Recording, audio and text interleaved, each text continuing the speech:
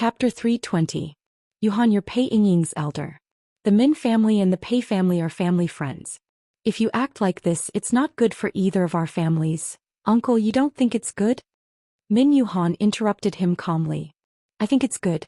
You know, I once thought that Pei Yingying was specially trained by Uncle. Without a doubt it's good. After all, Uncle has always treated me like a great-grandchild. You're especially compassionate towards me. I'm very grateful to Uncle. As for the relationship between our families, since it's a marriage alliance, it's natural that the relationship between our families should be better. Pei Yingying was screaming crazily in her heart. Who do you think you are? What right do you have? What right do you have? She clenched her handkerchief so tightly that her fingernails almost broke the skin of her palm. However, because of her upbringing, she tried her best to restrain herself. Not only that, she even had a faint smile on her face. In fact, if she really exploded, Min Yuhan might think more highly of her. However, she was still thinking about the bearing of an aristocratic family's daughter. Speaking of which, Patriarch Pei's cultivation was indeed deeper. At this moment he was still slightly solemn. He stroked his beard and didn't show any signs of anger. Instead, he looked at Min Yuhan with some tolerance, as if he was looking at a junior who had made a mistake. Yuhan, I don't know what's wrong with you today. Did you drink a few more cups before coming here? Or is there some other reason? I hope this matter will end here. It's best for everyone. Min Yuhan's smile became more obvious and more genuine. Many people hadn't seen such a bright smile in many years. This person seemed to have become more than 10 years younger. However, no matter who saw it, they would feel that this smile was especially dazzling. Uncle, do you think I'm not clear-headed? No, I'm very clear-headed. In the past few decades of my life, I've never been more clear-headed than now. I don't understand. Why would Uncle feel that it's not good? Could it be that Uncle actually looks down on me? Was it all fake? If it was so easy to stop, he wouldn't have come. He was here to find trouble. He was even prepared to shed all pretense of cordiality with the Pei family. If he continued to feign civility, he wouldn't be able to bear it. These are two completely different things. How can you confuse them together? Yuhan, you have deep feelings for Pei. Treating her granddaughter like this is an insult to her. Moreover, you're an elder. Acting like this in front of the younger generation is simply disrespectful. You're not only embarrassing yourself, you're embarrassing yourself. Hearing this, Min Yuhan even laughed out loud as if she had heard the funniest joke in the world. Uncle, what you said is interesting. If Momo knew in the underworld that you, as a father, were preparing to give her grandniece to her son as a concubine, she might just climb out of the mausoleum. Embarrassing? Who's the one who's losing face? Was there anyone else in Pei? The Min families know this matter. How was there anyone else in the Mins? How's this how and how? How? No, this is that person is. Yan the families is R, S. Havri have A's? Have S? TVs. T is in this have. To cause ye had to have a misunderstanding? Min Yuhan patiently explained her findings. Uncle, tell me, where's the misunderstanding? Pei's heart calmed down a little. If that was the case, he could deal with it. However, he realized that Min Yuhan's acuity and his concern for the Pei family seemed to be a little too much. If that was the case, he had to think of a way to get rid of this person. This kind of person was a threat to the Pei family. Yuhan has indeed misunderstood. Uncle, can you swear to the heavens that you don't have such a plan and you won't do it in the future? If you do, the Pei family will be destroyed. Min Yuhan's voice was cold and her eyes were burning. What she said was the most vicious curse for the Pei family. What did Pei care about the most? That was the Pei family. Min Yuhan's words had touched his bottom line and touched his reverse scale. It could be said that she had truly angered him. He did not even bother to hide the hostility in his eyes. It was as if he was looking at a dead person. Min Yuhan met his gaze but was not afraid at all. Instead, she smiled even more casually. The aura of an aristocratic family's young master was even more prominent. It made people feel that the aura between them had swapped. Pei was the one who was suppressed. It's just an oath. If there's no such thing, then there's naturally nothing. Furthermore, in this world, how many people take oaths seriously? Uncle, don't you think so? As long as Uncle swears to the heavens, I will immediately kowtow and apologize to Uncle. I will even apologize to Pei Yingying. These words were basically blocking Pei Yingying's path. If he made an oath now and went against it in the future, he would not only be breaking his promise, Pei Yingying suddenly smiled. Yuhan has really grown up after being away for so many years. There was a hint of gratification in his words. Min Yuhan nodded her head indifferently. I've been stupid for too long. I have to grow up. Otherwise I won't even know how I died. Pei Yingying had already put away the emotions that made her angry. The smile on her face had also disappeared. She looked even more composed and dignified. She had already sensed that the atmosphere at this moment was not as simple as it seemed on the surface. There was also a heaviness that she did not know about. This was also the first time she really looked at this granduncle of the Min family. She had once looked down on this granduncle of hers. She thought that he was addicted to love and could not extricate himself. As an aristocratic family's young master, he did not think about returning to the family. Instead, he wandered around all year round. He was simply not a man. He was the shame of an aristocratic family. Such a person should be banished from the family forever. In her opinion, such a man was always a little incompetent and could not be shown in public. Now it seemed that this was not the case. Uncle might as well consider my proposal. Although I am Pei Yingying's elder, Jin Qinhuang is also one. Jin Qinhuang is related by blood. This has a greater impact. Moreover, Jin Qinhuang has a Wang Fei who is officially married to him. Jin Qinhuang Fei's grandfather is the Minister of Personnel and holds great power. Her adoptive mother is Great Princess Royal and is extraordinarily honorable. Pei Yingying was sent over by you. According to Pei Shi's identity and background, she does not even have the qualifications to be at Sifei. After entering the inner courtyard of Jin Qinhuang Fu, it is already good that you can bring 2 servant girls to serve you. Now in the inner courtyard of Jin Qinhuang Fu, other than the Wang Fei, there are no other concubines. All the power is naturally in the hands of Jin Qinhuang Fei. In the face of a person who is clearly a threat, do you think that Jin Qinhuang Fei will be indifferent? Or do you think that Pei Yingying can compete with Jin Qinhuang Fei with just 1 or 2 people? Otherwise, do you think that before Jin Qinhuang Fei returns to the capital, Pei Yingying can win over Jin Qinhuang Fei's heart? She might even get pregnant before marriage. Min Yuhan seemed to be slowly analyzing the pros and cons, but that sentence was stabbing a knife into the chest of Pei clan head and Pei Yingying. Mentioning Jingwan's identity and background, mentioning Pei Yingying's identity and background, as a daughter of an aristocratic family, you looked down on them. Who would have thought that they did not take you seriously at all? Pei Yingying was once full of confidence that she could defeat Jingwan and become the final winner, but after seeing Jingwan, her confidence took a big hit. Now that she heard Min Yuhan's words, although she did not want to admit it, it was a fact that could not be any more real. That little bit of confidence she had invisibly shattered. Pei clan head glanced at his great-granddaughter and roughly knew that some of the previous efforts had been destroyed. Looking at Min Yuhan, who might not have smiled as much in the past 20 years, there were 2 possibilities for such a big change. First, he was suddenly stimulated and knew that he went to see Jin Qinhuang. Second, it was accumulated over time. It was just that he hid it too well and did not reveal it. Now for some reason he no longer hid it. Perhaps it was related to Jin Qinhuang. Pei clan head did not know which type Min Yuhan belonged to, but there was no doubt that he could no longer treat him with the same attitude as before. This was no longer a prospective son-in-law that he could manipulate, but a poisonous snake that could bite him at any time. Things will be different if you marry me, Min Yuhan continued. At the very least, you will be officially married to me.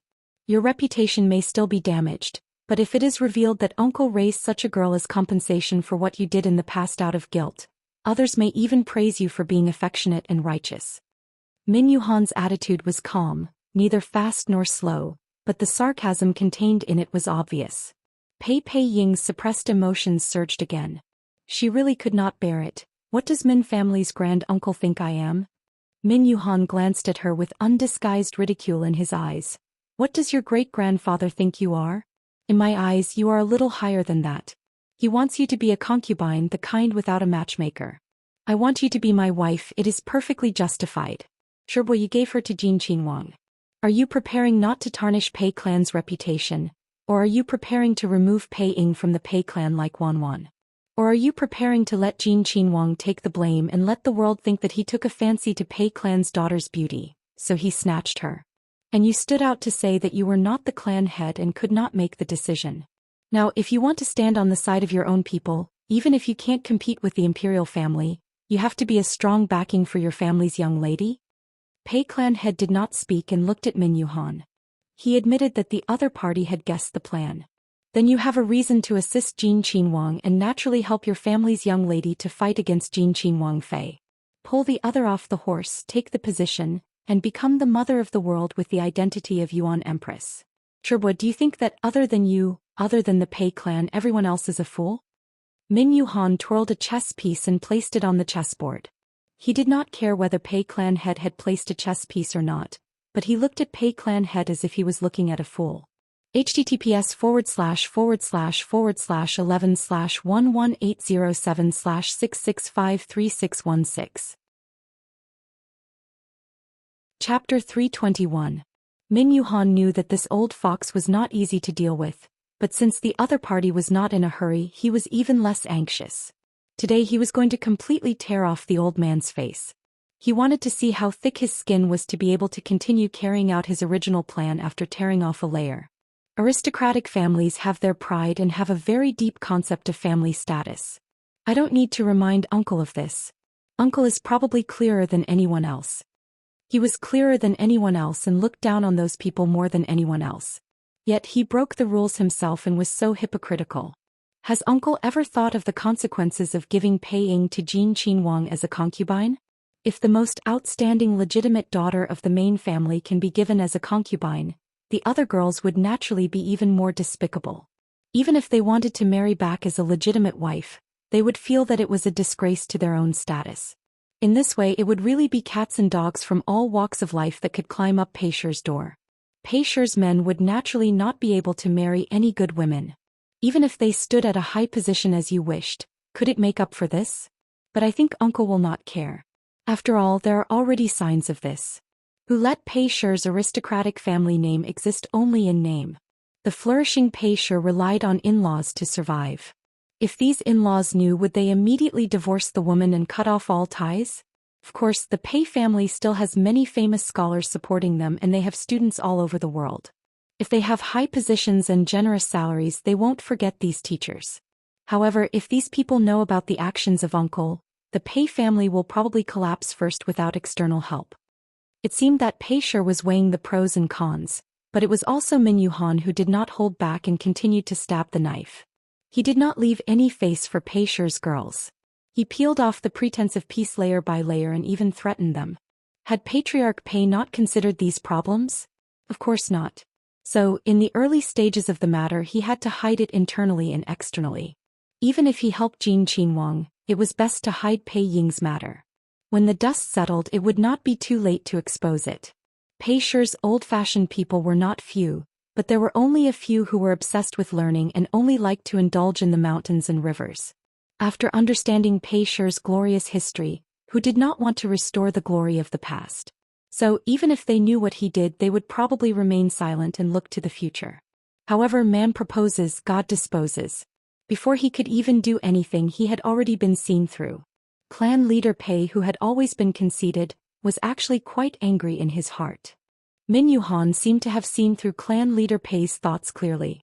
She sneered in her heart. He wasn't the only one who saw through your arrangements.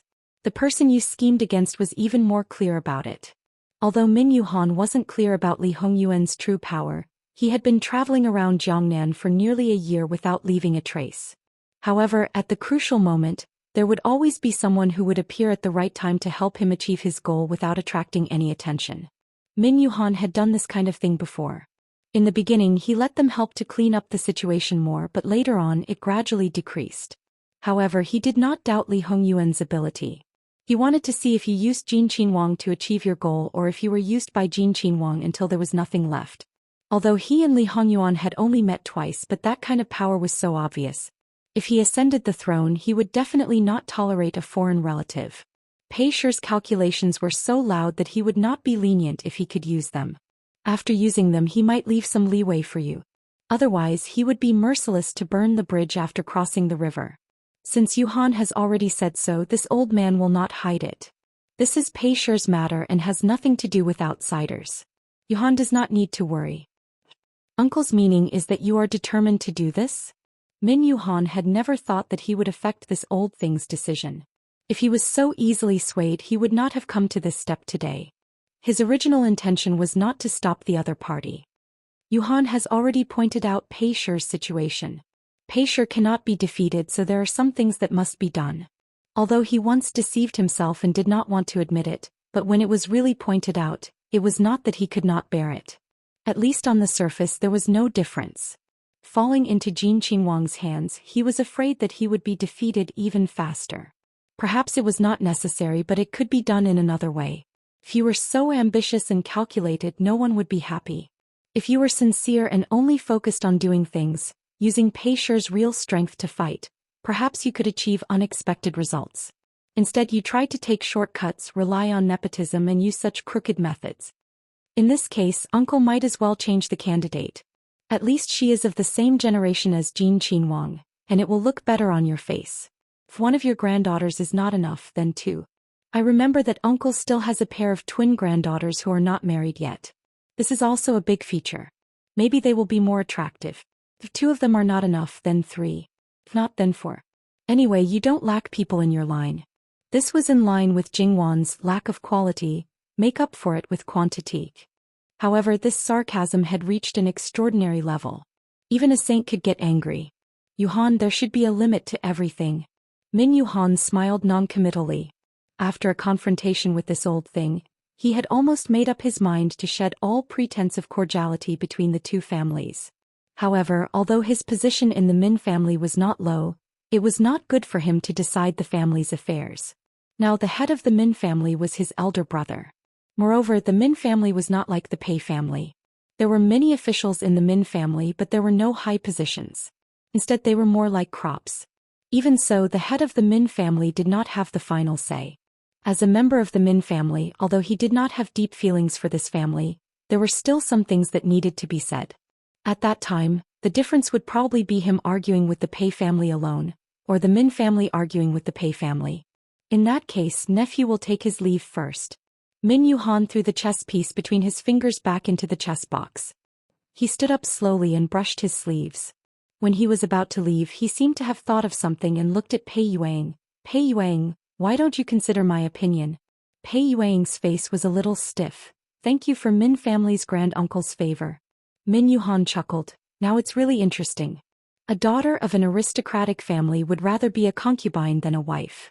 Speaking of which, if I was born poor and was just an ordinary person, it would be fine if you rejected me. If we were to compare Jin Qinhuang and I, the advantage would probably be that the other party is young and powerful. Don't you know that this young man easily likes the new and hates the old and doesn't know how to dote on others? In the past he was able to guard for your grandaunt. In the future he will naturally be able to guard for you. Isn't it better than fighting for affection and scheming against each other? You really won't consider it? Thank you for Min family's grand-uncle's favor. Pei Yuang still said the same thing. This woman is really superficial. And you, Pei Yuang, can't even compare to one of your grandaunt's fingers. His clothes fluttered as he left. He was elegant and had a bit of an immortal's aura. He did not seem like someone who would humiliate an unmarried girl so mercilessly. However, this was indeed the case. How could he not see Pei Yuang's pale face? Clan head Pei looked at his back and slightly narrowed his eyes. He found that this former prospective son-in-law had completely exceeded his expectations. This kind of change was different from the previous one. It was definitely not formed overnight. However, he had been back for almost a year and had seen it many times, but he had not found any clues. He had been on guard since long ago. Clan head Pei was almost 100% sure that Min Yuhan might have found something. Great-grandfather. Pei Yuang softly called out with a little worry. Clan head Pei turned to look at her. Yuang, were you affected by your Min family's grand-uncle's words? It's impossible to say that it was not at all. After being humiliated like this, Pei Yuang was still a girl. It was not an exaggeration to say that she hated Min Yuhan. However, she knew that great-grandfather was not asking about her personal feelings. Between a family and an individual would always be at the back. Even in the face of a great enemy, if it was beneficial to the family, she had to suppress her personal feelings. I'm worried that Min family's grand-uncle will spread the news. That would be very disadvantageous to our Pei family. Don't worry, he won't. He was very certain about this. About Jin Qinhuang, great-grandfather, you don't have to say anything more. Pei family carefully raised me. As a member of Pei family, when Pei family needs me, I will naturally not shirk my duty. As the saying goes, when the nest is overturned, there are no intact eggs. Something happens to Pei family. As a daughter of Pei family, how can I have a good ending? Clan head Pei nodded his head in relief. It's good that you understand. Go back and rest. Yes, Yuang will take her leave. After Pei Yuang left, clan head Pei lowered his head and looked at the chessboard. One black and one white chess piece fell one after another until the winner was decided. He took a sip of tea and slowly exhaled. Zhong, go and deal with the people. He seemed to be careless, but a sentence determined several lives. Naturally, there would be people serving by the side. However, clan head Pei did not say anything from the beginning. Although the people were dismissed by the housekeeper called Zhong, they were actually controlled after they left. If they knew something that they should not know, then even Pei Yuang's personal maidservant would not be able to survive. Therefore, the biddy sent 2 more maidservants to Pei Yuang. Pei Yuang just nodded her head and continued to read her book. https://11/118076653617. Mobile Edition. Chapter 322. Many people in the Pei family's main residence knew that something might have happened. In the past, the old master of the Min family would always be treated with great hospitality whenever he came. He was more enthusiastic and grand than anyone else. The clan head would even personally instruct the kitchen to prepare a few dishes. Today not only did he come and leave, but he also dealt with a few people in the blink of an eye. Everyone's hearts were beating like drums. Even the other masters restrained themselves slightly, not daring to cause any trouble at this time, let alone the servants. Of course, for those who lived in a more remote area because they weren't favored in the Pei family, they didn't have such concerns. After all, they were usually invisible. As expected, a few days later, more than half of the county town called Pei County was stirred up. Gongs and drums were played and the gifts were worth a few streets. It was difficult to not cause a commotion. Most of the outsiders living in Pei County were related to the Pei family. Even if they were only distant relatives or family members of servants in the Pei family's main residence who had been graced and released from slavery, their lives were definitely more prosperous than those in other places. There were no beggars and the like. One had to know that such people couldn't enter at all. Naturally, they were somewhat concerned about the Pei family's main residence, whether it was out of curiosity or the mentality of wanting to join in the fun. Which aristocratic family has come to propose marriage again? Most likely, but this time it looks more grand than before. They're here for the 4th generation's first young lady, right? Someone nodded matter-of-factly. The first young lady's reputation is out there. She's the most outstanding girl in this generation of the Pei family. Naturally, she deserves such a grand occasion. Those who were completely unaware of the situation outside were discussing heartily. However, they didn't know that in the Pei family's main residence, those who received the news were filled with dark clouds. Clan head Pei's relatives who lived outside the main residence gathered around him. Some of them were even clan head Pei's elders. Although they were younger than him, no one knew what these people were thinking when they came. It was no wonder that so many people knew about it. One had to know that it wasn't just in the main residence, but also in the other residences of the Pei clan outside the main residence. These people were directly notified by the Min clan. With such great fanfare, naturally more and more people knew about it. It was to the extent that it spread to all the Pei clan members in Pei County. Of course, there weren't many people who had the guts to approach clan leader Pei, whether they were genuinely concerned about this matter or just there to watch the show. Especially those who married from the Min family, they were even more worried at this time. After all, if the Pei family and the Min family had a grudge against each other as the Pei family, they would be in the most difficult position. They might even be despised and ostracized by the husband's family. It was still fine for the older generation. After all, they had already taken root long ago. As a new wife, it was the most difficult. Therefore, at this time, not only would they not move forward, but they would also complain about Min Yuhan from the bottom of their hearts. In fact, they couldn't be blamed for this. It was only human nature. Clan leader, what is Min Yuhan trying to do? Not to mention that he's from the ancestors' generation, he's also the same at his age. He's simply looking down on our Pei clan. Someone was filled with righteous indignation. This person was probably someone who had completely linked the Pei clan's reputation to himself. The others also chimed in at the same time.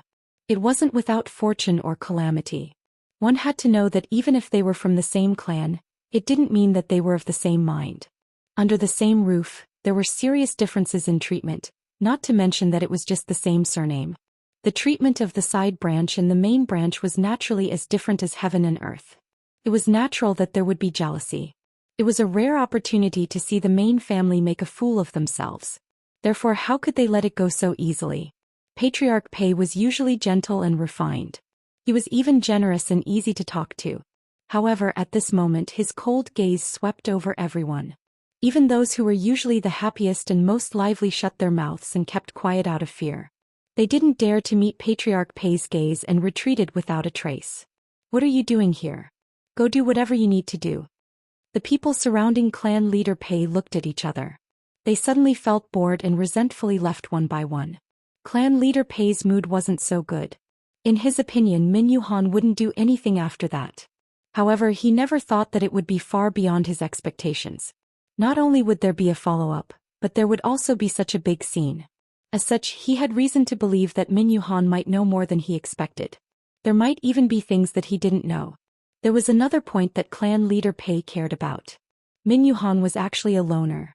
After his father passed away, the two brothers split up. However, his father was also angry at him for being sentimental.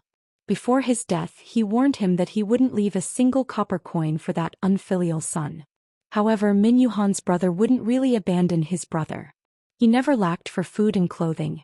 Moreover, he bought the best things. However, he didn't have any more.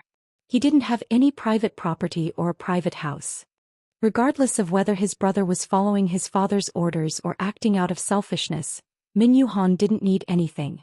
With such a big scene this time, it was obvious that it wasn't Min Yuhan's personal action.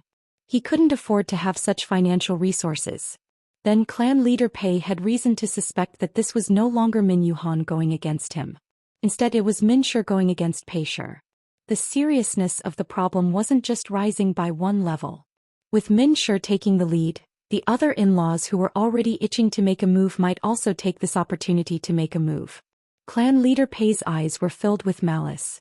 He was like a ferocious beast that wanted to devour people.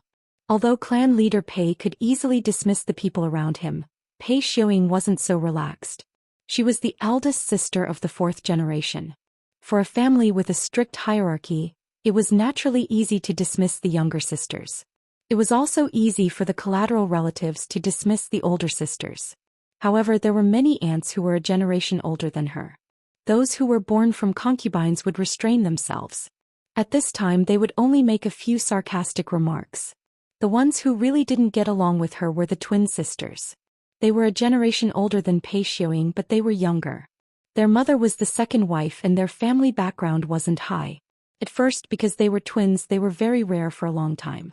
However, as they grew older, their appearance couldn't be compared to Pei Xiuying. After they started learning, they couldn't be compared to her in all aspects. The twins were very eye-catching. However, with Pei Xiuying in front of them, they were naturally overshadowed. Furthermore, as the head of the family, everyone knew that clan leader Pei liked Pei Xiuying. As a result, even if there wasn't any enmity, it became an enmity. Who knew how much enmity stemmed from jealousy, and what right did she have? This was a rare opportunity. How could they leave so easily? People said things like, "Oh my Pei Xiuying, you're really charming." Uncle Min even came to propose marriage. Uncle Min has deep feelings for that auntie. Now because of you, he actually broke his stubborn principles. Pei Xiuying, everyone says that you're as talented and beautiful as that auntie. You really are very similar. Uncle Min is so sincere. Pei Xiuying, you should marry him. Isn't grandfather ashamed of Uncle Min? Grandfather dotes on you so much. This is a good time for you to show your filial piety. Although you might become a widow after a few years, you don't have to worry about concubines, right? Get out. Even if she was well educated, she couldn't help but have a cold expression at this time. Oh my, are you angry? My dear niece, haven't you always considered yourself to be the most virtuous lady? This isn't how you should be. Or is my dear niece also a hypocrite who acts one way in front of others and another behind others' backs? I really should let grandfather and grandmother see you like this. Seeing that you're my elders, I won't argue with you. Do you think I don't have a temper just because I've tolerated you again and again? Get out of here immediately. Otherwise, I'll make you kneel in the ancestral hall for a few days. Do you believe me? Pei Xiuying said coldly. The two sisters had never seen her like this before. They seemed to be intimidated by her aura and couldn't help but take a step back. Their expressions were particularly ugly. However, they also knew that Pei Xiuying's words were not nonsense. If she told the truth in front of their grandmother, they would be punished. Pei Xiuying, I want to see if you can continue to be so imposing. Sister, let's go. After they left, Pei Xiuying no longer put on any airs. She sat down and clenched her fists. Her eyes were terrifyingly cold. Pei Xiuying was the same as her great-grandfather. She probably didn't think that Min Yuhan would be so ruthless. At this moment her hatred was monstrous. However, she also knew that this matter would be left unsettled. No matter what, if they went to the woman's side to propose marriage and the woman's family didn't allow it, there was no reason to force it. Their Pei Shi wasn't a soft persimmon that anyone could pinch. In the end, Pei Shi was still in decline and had no power. If Pei Shi was as prosperous as the previous dynasty, even the imperial family would have to give way. As a noble daughter of Pei Shi, she was even more honorable than a princess. If that was the case, how could a mere Minshi be so arrogant? An old fart dared to covet her and humiliate her. At this moment, Pei Xiuying became more and more determined. She must use Jin Qinhuang to ascend the throne. She must become the most honorable woman in the world. In reality, just as Pei Xiuying thought, this was at most a farce. It looked so lively, but in reality, not to mention Min Yuhan, the main character, there wasn't even a decent manager. The so-called marriage proposal didn't have the slightest bit of sincerity. It was more like a pure humiliation to Pei Shi. After this incident, although the two clans wouldn't completely fall out, there wasn't much difference.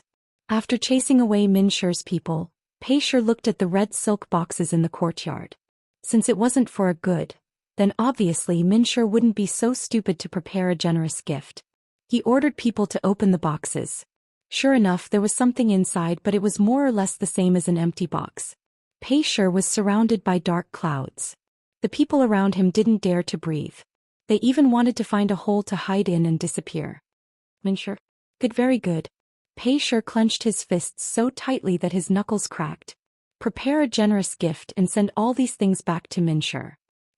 Although it seemed like Min Yuhan was the one who did it, the furious Pei Shi wouldn't let Min Shi off so easily. If he didn't teach them a lesson, they would really think that Min Shi was easy to bully. Let all the Min Shi send the things back. Truth be told, as the leader of a clan leader Pei venting his anger on a woman from the inner residence was something that many people despised. Once a woman married into the Pei clan, she would become a member of the Pei clan. One of them was even a generation older than him, and she also had a son and a daughter. For generations living under the same roof. Doing something like this was another way of driving her back to her maternal family. Wasn't this also a form of humiliation?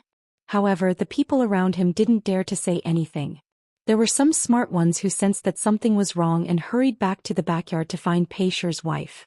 They didn't want to cause internal problems in Pei Shi before they could repay Min Shi. As expected, the faces of the Pei Min clan members turned green with anger when they heard the words of the Pei clan leader. Especially the eldest of the Pei Min clan. He had always been a vegetarian and a compassionate person. But now he was so angry that he smashed things. Pei Shi is too much. The others might have swallowed their grievances, but this one didn't. No matter what, it was Pei Shi's fault. Just as he was about to confront Patriarch Pei, the patriarch's wife rushed over. She tried her best to appease him, but even so she was still rudely chased out of the house. She had lived like a princess for many years, especially after she became Pei Shi's wife. She had never been so humble before. It was impossible to say that she didn't have any resentment. However, she had no choice but to endure this. She swallowed her anger and went to find Pei Shi. In Pei Shi, especially in the main residence, Pei Shi's words were the law. His wife, children and grandchildren could only obey him. They had been husband and wife for decades, so she understood him well. However, he was a man who didn't consider this matter. She couldn't ignore it. Otherwise, if word got out, her good reputation would be ruined. For Pei Shi, it would be one disaster after another. Fortunately, Pei Shi wasn't completely obstinate and didn't listen to her. It's my fault. Fortunately, Madam stopped me. I will personally apologize to Auntie later. Pei Shi's wife nodded. If that's the case, I will go back first. She didn't have much to say to her husband, who treated her respectfully. As such, Pei Minshur, who was of high seniority, managed to escape. The others weren't so lucky. It was obvious that the collective return of the Min clan had caused quite a stir in Min County. As the head of the Min clan, he was naturally furious, especially when he saw the generous gift of the Pei clan's return. It made him grit his teeth in anger. However, it was this gift that made the head of the Min clan wary of taking action. Even if it was an aristocratic family, there were many dirty things. Of course, it didn't matter if it was just an internal matter. However, what Pei Shur sent over was the evidence of Min Shur's officials. It was so detailed that it made people feel that Pei Shur's people had seen it with their own eyes. They had been in-laws for generations, but they did such things in private. How could they not be angry? In comparison, Min Yuhan didn't have much of a reaction. After understanding Pei Shur's character, these things, in his opinion, were not strange at all. However, his elder brother was using him to make trouble for Pei Shur. The more obscure point was that he was preparing to bite off Pei Shur's flesh. He had this idea long ago, but there wasn't a good time before. Min Yuhan didn't care. These things, why don't you give them to Jin Qinhuang? Min Shur's clan head was startled. Fourth brother, are you sure? https://11/11807/6653780. Himmel. Chapter 323. Jin Qinhuang is not so easy to use. Pei Shur will end up with nothing in the end. These things seem to be very disadvantageous to us now. Rather than leaving them in the hands of that old thing and making us very passive, it is better to send them directly to Jin Qinhuang. According to Jin Qinhuang's current attitude, he does not have the intention to completely reorganize the Jiangnan officialdom. It seems more like he wants those officials to spit out how much they have eaten. Even if the officials from our Min clan are a little greedy, but in the end they have Min clan to rely on. They are not lacking in money and their greed is limited. As for those who are stained with human lives or whose hearts are too black and embezzled too much, these people are like malignant tumors. For the sake of Min clan's foundation, it is better to directly give them up. However much the clansmen have embezzled, that amount will be returned. According to Min clan's foundation, it doesn't matter even if it is a few times more. In this way, the things that old thing Pei Shur has in his hands are just like waste paper. What if Jin Qinhuang still wants to pursue this matter? Moreover, are you sure that Jin Qinhuang will not pursue this matter just because he said so? These are only a portion of people involved. Pursuing this matter will not take their lives. At most, they will be dismissed and will not affect the foundation of Min clan. Moreover, after tearing apart with Pei Shur, Min clan will have no obstacles in the court in the future. As for whether Jin Qinhuang has the final say or not, eldest brother, do you really think that Jin Qinhuang is the same as the news from the capital? What do you mean? Min clan head's face became more solemn. The literal meaning. That's right, the literal meaning. There was no need to say more. As the head of an aristocratic family, he was usually very good at thinking. The head of the Min tribe lowered his eyes and pondered quietly. Min Yuhan sneered in her heart. That old thing Pei Shur wants to use Jin Qinhuang to revive Pei Shur. Not only that, he also wants to ascend to the sky in one step. Unfortunately, Jin Qinhuang is not isolated and without help. Pei Shur's help may not be as good as chicken ribs to him. That old thing's heart is too big and unwilling to pay. Such a person as a leader, no one will like him. What Pei Shur can do, Min Shur can also do, and can even do more and better. As an aristocratic family, it is not wise to take sides in the struggle for the throne. Aristocratic families were too large and had branches. They had a foundation, so there was no need for them to stake everything on a single throw. The safest way was to choose a side, and it would be best to choose only a portion of the people. Even if they lost in the end, it wouldn't hurt the family too much. After all, generally speaking, the final winner wouldn't do such a crazy thing as exterminating the entire family who supported the loser.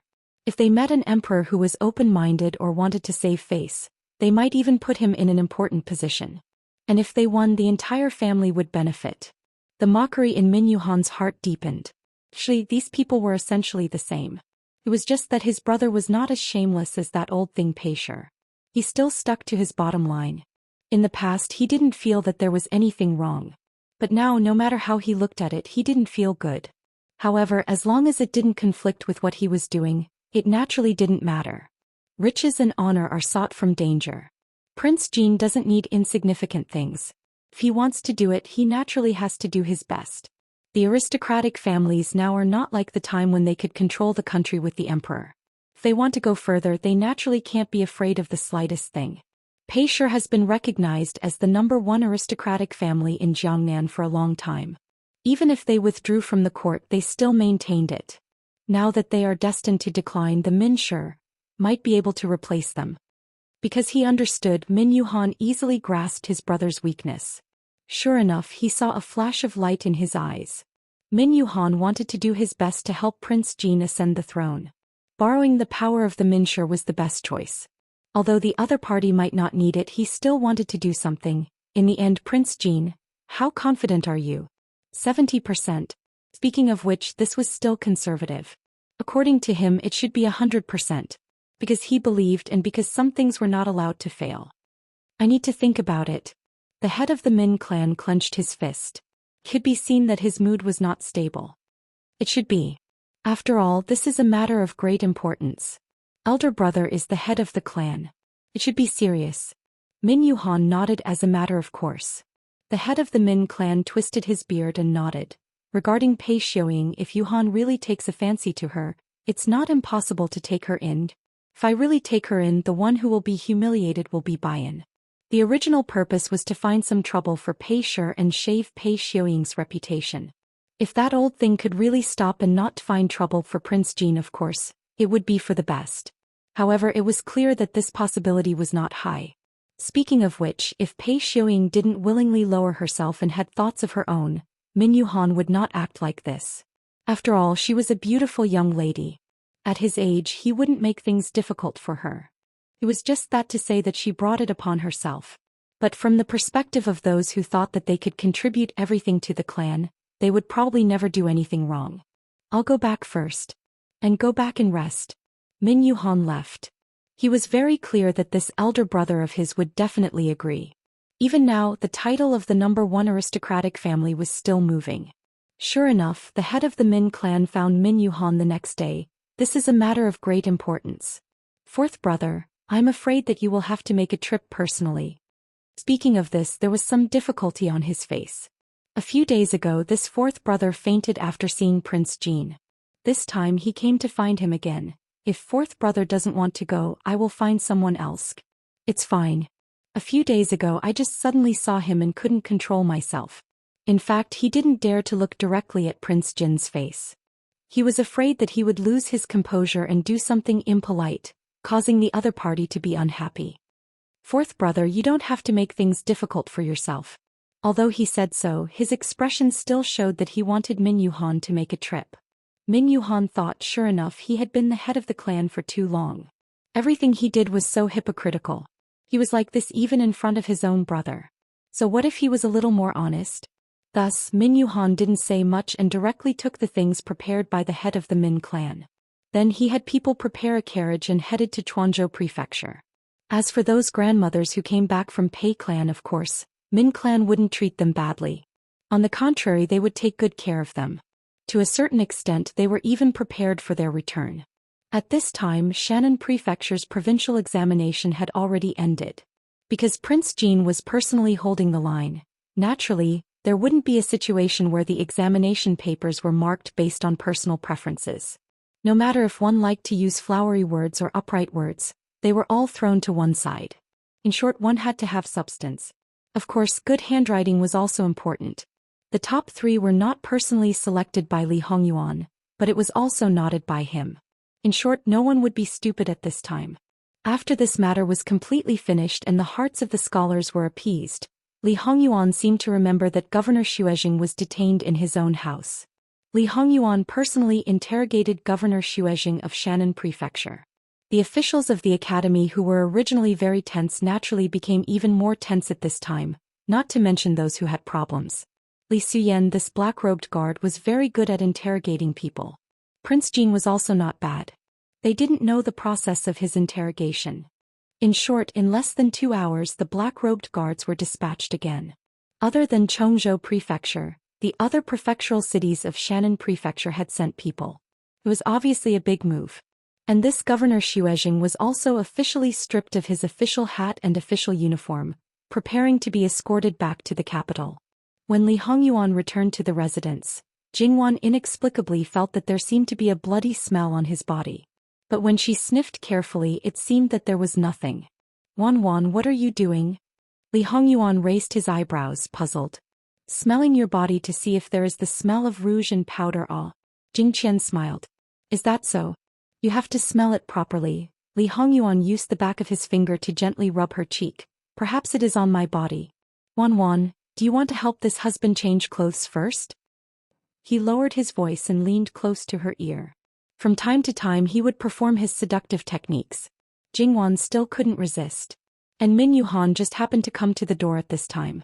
In reality, Li Hongyuan already knew about the things that happened in the main residence of Pei clan. As for the details, he didn't know. The reason was still the same. Those who served the masters closely were basically the children of the household. To turn these people into nails was difficult. To a certain extent, it was like a wave of the heart. Naturally, he was too lazy to do anything. However, even though he didn't give the order, the people who lived in Jiangnan couldn't be completely useless. They didn't need to go too deep. Actually, Jingwan was also a little interested. This imperial noble consort's former fiancé could also be considered a sentimental person. He was also quite ruthless in his actions. Pei family and Min family's interests had been tied together for many years. Perhaps there had been some cracks in recent years, but they had also been hidden very deeply. This time, even if they had not completely fallen out with each other, there was an obvious hostility between the two families. Li Hongyuan went to see Min Yuhan and brought Jingwan along. Naturally, it was Min Yuhan's first time seeing Jingwan. Of course, it was just a hurried glance. He vaguely remembered that last year at the summer palace in Qingda, Jin Qinhuang had to calculate 100 times to marry the woman he liked. Thinking about it, it should be this Jin Qinhuang Fei. Looking at Jin Qinhuang Fei's attitude, it should be known that he really put Jin Qinhuang Fei in his heart. People like Pei clan head would suspect that Li Hongyuan was acting, but Min Yuhan wouldn't. Because he loved deeply, he clearly knew this true feeling. It was said that Jin Qinhuang Fei liked beauty. As long as it was a beauty, he could ignore everything else. It was really wrong. It was also said that Jin Qinhuang Fei was jealous, fierce, and intolerant. In his view, that was also Jin Qinhuang Fei's own intention. Because he loved her deeply, because he doted on her like she was the apple of his eye, he didn't want her to be wronged. https://11/118076653784. Chapter 324. Of course, Min Yuhan wouldn't ask why Jingwan was here. Instead, she simply explained her intentions. Li Hongyuan wasn't interested in what was presented to him. On the other hand, Jingwan opened the documents and flipped through them. They were sent to the Min family by clan leader Pei. The Min family didn't bother to sort them out. Each person received a piece of paper, which meant that there were more than 10 people involved. However, compared to the Min family, it was just a small matter. Jingwan's eyes narrowed when she saw 2 pieces of paper. She deliberately took them out and passed them to Li Hongyuan. Li Hongyuan might not accept something handed to him by others, but since it was given to him by Jingwan, he would definitely accept it. He shook the letter slightly and quickly read through it. According to Qi Yuan's laws, if one is sentenced to death, the other will also be sentenced to death. It seems that the Min family wants to save these people? The parasites of Qi Yuan and the scourge of the Min family. These people deserve to die. As a member of an aristocratic family, he always felt that he was superior to others. Moreover, he always thought that he had the support of his family. If he was clear-headed, it would be fine. But if he wasn't clear-headed, he would think that his family could contend against the entire country and could do whatever he wanted. Sometimes it was necessary to teach these people a lesson. At the same time, it was also necessary to make an example out of them. Of course, from Min Yuhan's point of view, it wasn't really for the Min family's foundation. To a certain extent, people who knew what was good for them were more likable than those who didn't know what was good for them. Aristocratic families are indeed aristocratic families. Their actions aren't ordinary at all. Jingwan chuckled. Li Hongyuan turned around and saw Jingwan taking out 5 stacks of banknotes. If he wasn't mistaken, there should be 100 banknotes in each stack. The denomination of each banknote was 10,000 taels. 5 million taels wasn't ordinary. Would an ordinary person be able to take out so much money so casually? However, as an aristocratic family, it would be abnormal if they only had a few 100,000 taels. Min Yuhan didn't know how much money his brother had prepared. He didn't open it to take a look, but he had an idea in his heart. This amount wasn't considered small, but in Min Yuhan's opinion, it was still too little. However, he wouldn't say anything. This wasn't within his scope of concern. Min Yuhan, you're a smart person and I'm not a stingy person. In other words, as long as she didn't do anything that made him unhappy, it would be good for everyone. Rest assured, Your Highness. He originally only intended to help Jin Qinhuang do things and do his best. He was very clear on what should be done and what should not be done. Your Highness, this concubine sees that it's getting late. Why don't we have Mr. Min stay for a meal? What do you think, Mr. Min? Min Yuhan's eyes flashed slightly. No matter what, this kind of thing should be approved by Jin Qinhuang first. Jin Qinhuang Fei seemed to have only said a word and then asked for his opinion. Could be seen that Jin Qinhuang Fei had a lot of say in front of Jin Qinhuang Fei. It could be seen that Jin Qinhuang Fei's position in Jin Qinhuang Fei's heart was very important. Moreover, the two had not been married for a long time. Jin Qinhuang Fei's birth and upbringing were not bad. To be able to be so casual, it could be seen that she was close to Jin Qinhuang Fei. This was very good. The two knew each other and promised each other. Of course, there was nothing better than this. It's this commoner's honor. Your Highness and Mr. Min can chat first. This concubine will let people prepare. Li Hongyuan nodded his head indifferently. Jingwan got up and left. Because there were outsiders as the host, he naturally had to accompany them. Obviously, he couldn't eat with his wife. This made Li Hongyuan a little unhappy. Looking at Min Yuhan, his eyes unconsciously became colder. Min Yuhan was a little inexplicable. He didn't know how he provoked this master. Fortunately, Li Hongyuan did not flare up. He casually asked some questions that he wanted to know and that the other party might be able to answer. To Min Yuhan, she naturally told her everything she knew without reserve. It had to be said that apart from other things, Jin Qinhuang Fei and Min Yuhan chatted quite congenially.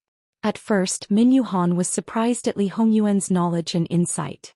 However, he was relieved. This was Wanru's child. Wanru was exceptionally intelligent. Her child naturally surpassed her. Moreover, he was born in the imperial family. Although that place was a dragon's pool and a tiger's den, it couldn't be denied that it was a place that surpassed others. Li Hongyuan didn't have any opinion on Min Yuhan's knowledge. To be honest, if Min Yuhan didn't reach this level, he would feel bored and this person would probably be abandoned by him. Lunch was probably a happy meal for both the host and the guest. After that, Min Yuhan took his leave. He didn't ask how Jin Qinhuang would deal with the people of the Min family. He didn't want to ask and there was no need to. In Qiyuan, after passing the Jinshe exam, although one could return to their hometown to take up a post, this kind of situation was rare. There weren't many people of the Min family in Jiangnan. They were scattered all over the Qiyuan. The two most serious people were not in Jiangnan. Obviously, they needed to settle accounts. Min Yuhan sat in the carriage with his eyes closed, thinking about what to do next. Li Hongyuan directly gave the remaining 5 million taels of banknotes to Jingwan and said that it belonged to Jingwan's private property. Wang Ye not only gave his own little treasury to this concubine, but also let this concubine make a little treasury? Jingwan teased. What's wrong? Which woman with a dowry doesn't have private property? Li Hongyuan said as a matter of fact. Yes, you're right. Jingwan giggled and hugged him. Don't worry, I will prepare some pocket money for Wang Ye. Wan, do you think that Ben Wang needs pocket money? It seemed that he rarely took out money and basically gave it to his subordinates. Although the amount this time was relatively large, it wasn't a problem for him. It shouldn't be classified as pocket money. Food, clothing and other things like that. Did he need to take out money? Jingwan stared at Li Hongyuan. Well, this was a downright overlord. He belonged to the type that could be unrestrained without money. What were those people who married into rich families in her previous life? How many millions could they get? What grand gifts could they get? Could they be compared to her? She took it all in her pocket. Things in Chuanzhou are almost done. Let's go sightseeing tomorrow. Li Hongyuan stroked Jingwan's hair. This was almost done? Those in the outer courtyard. Chuanzhou Fu's accounts had been checked clearly. Of course, it was only the accounts on the surface. Li Hongyuan still detained people. Was he preparing to release them? Probably because he knew that they were doing it for money and not for their lives. Those who had relatively thin family assets had already taken out most of it. However, there were some people that Jingwan was 100% sure that their family assets were still very rich. Although those officials' wives had vaguely expressed that they were too poor to eat, these people were already on Jin Qinhuang's blacklist. They were the batch that had to be dealt with. Therefore Jingwan didn't care. If they didn't give it now, they could only copy it out. Things in Minshan County are already being handled. Let them be released today and let them be comfortable at home for 2 days. After that, they should be transferred to the prison. This matter shouldn't be made public, right? Of course not. But it can deter people in other places in Jiangnan. This way the future will be smoother. Jingwan nodded. Chuanzhoufu's prosperity doesn't lose to the capital. Linchuan River is filled with willow trees. The scenery is pleasant and there are countless pleasure boats and famous singers. Li Hongyuan continued. Husband knows me best. Jingwan acted coquettishly in his arms. You're a woman. https://www.yanguiwo.com/11/11807/6653787 www.yanguiwo.com Chapter 325. Li Hongyuan hugged Jingwan and watched her act spoiled and shamelessly in his arms, unmoved. Until she looked at him pitifully, he could no longer maintain the cold indifference on his face. He sighed helplessly. Wan, you're a woman, how can you have such thoughts, little? I'm just curious and want to see it. Jingwan was very clear how deviant her thoughts were and how serious the impact on her reputation would be if people knew that she appeared in that kind of place. However, the person in front of her was Li Hongyuan, her husband. They had only been married for 3 months, but it was not an exaggeration to say that he was the person she trusted the most. She didn't have to worry about anything in front of him and could say whatever she wanted. Even the words that she couldn't say in front of her grandmother, she could say to him.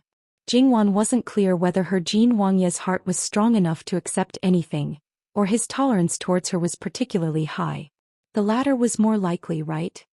It seems that this husband has indulged Wan more and more until she's out of control. Li Hongyuan was not angry. On the contrary, he was somewhat gratified and faintly proud. In fact, he was almost certain that Jingwan's origin was not ordinary, so no matter what Jingwan said, he would not be surprised. Isn't it a Yuan who indulged her? Jingwan continued to snuggle in his arms.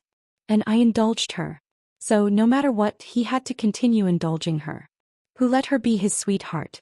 Mu-in, since his master had summoned him, Mu Gonggong naturally slipped in and respectfully waited for his master's order. Go and book the most famous pleasure boat on Linchuan River. Tomorrow Ben Wang will take Wang Fei to listen to music and enjoy dancing. Mu Gonggong quivered, thinking that he had misheard. He cautiously glanced at Li Hongyuan's cold eyes and shivered again. Yes, this servant will do it. Sure enough, one shouldn't question any of his master's words and only need to strictly carry them out. He had been by his master's side for so long, yet he hadn't learned even half of his master's skills. He really deserved a beating. However, if the princess consort wanted to go, she had to make sure that the pleasure boat was clean. Apart from the usual items, nothing else was allowed. However, things didn't go very smoothly. In the pavilion pleasure boat known as the #1 pleasure boat in Linchuan, there was a girl who was going to be married tomorrow. It had been widely announced 3 months ago and many people were waiting. She was already 2 years late compared to others. Before that, she was a courtesan on a pleasure boat. She only sold her skills but not her body. Her fame was so great that it spread throughout the whole of Jiangnan. The entrance fee to see her was ridiculously expensive. Many people had been waiting for her to get married. Finally, the day had come. There were many people who had come specially for her. Whether it was the SALT policy or the cheating in the academy examination, such big things could not affect these people's enthusiasm. Of course, it couldn't be said that there would be no impact at all. At the very least, there would be far fewer Guan family members involved. However, what kind of place was Jiangnan? There were a sea of rich people. Whether it was the brothel or the pleasure boat, without these powerful childs they might make more money. However, even so, Mu Gonggong didn't intend to compromise at all. Not to mention that his master was not a person who would compromise. It was even more impossible to take the princess consort with him. It was not only about their ability to do things, but also about the prince's face in front of the princess consort. If they, the servants, lost the prince's face, they would be skinned alive. Not only did they have to do it well, but they also had to do it as best as possible. Besides, the gaily painting pleasure boat was only so big. Although the gaily painting pleasure boat was mainly used for sightseeing and there was a big stage behind it, Eunuch Mu still felt that one gaily painting pleasure boat was not enough. It would be more interesting if 8 or 10 gaily painting pleasure boats worked together. Mu Gonggong faced the owner of the pleasure boat, a beautiful woman who was over 40 years old but still charming. As soon as Mu Gonggong boarded the pleasure boat, he revealed his identity and stated his purpose. Jin Qinhuang came to Chuanzhoufu, and what he did the entire Chuanzhoufu knew. There were also many rumors about him, especially about his appearance. They didn't know the situation in the capital of Li Hongyuan and only knew that he was a powerful prince. Just based on this point, it could make many people's imagination run wild, especially those women who were addicted to stories and couldn't extricate themselves. They always hoped that one day they would have a wonderful encounter, an earth-shattering and sentimental love, all kinds of twists and turns, and finally become the big winner in life. Jin Qinhuang undoubtedly became the male lead, and Jin Qinhuang Fei became the most vicious person. In the end, she was still cannon fodder. Well, imagination was beautiful, but reality was cruel. After Jin Qinhuang arrived at Chuanzhoufu, he basically didn't show his face outside.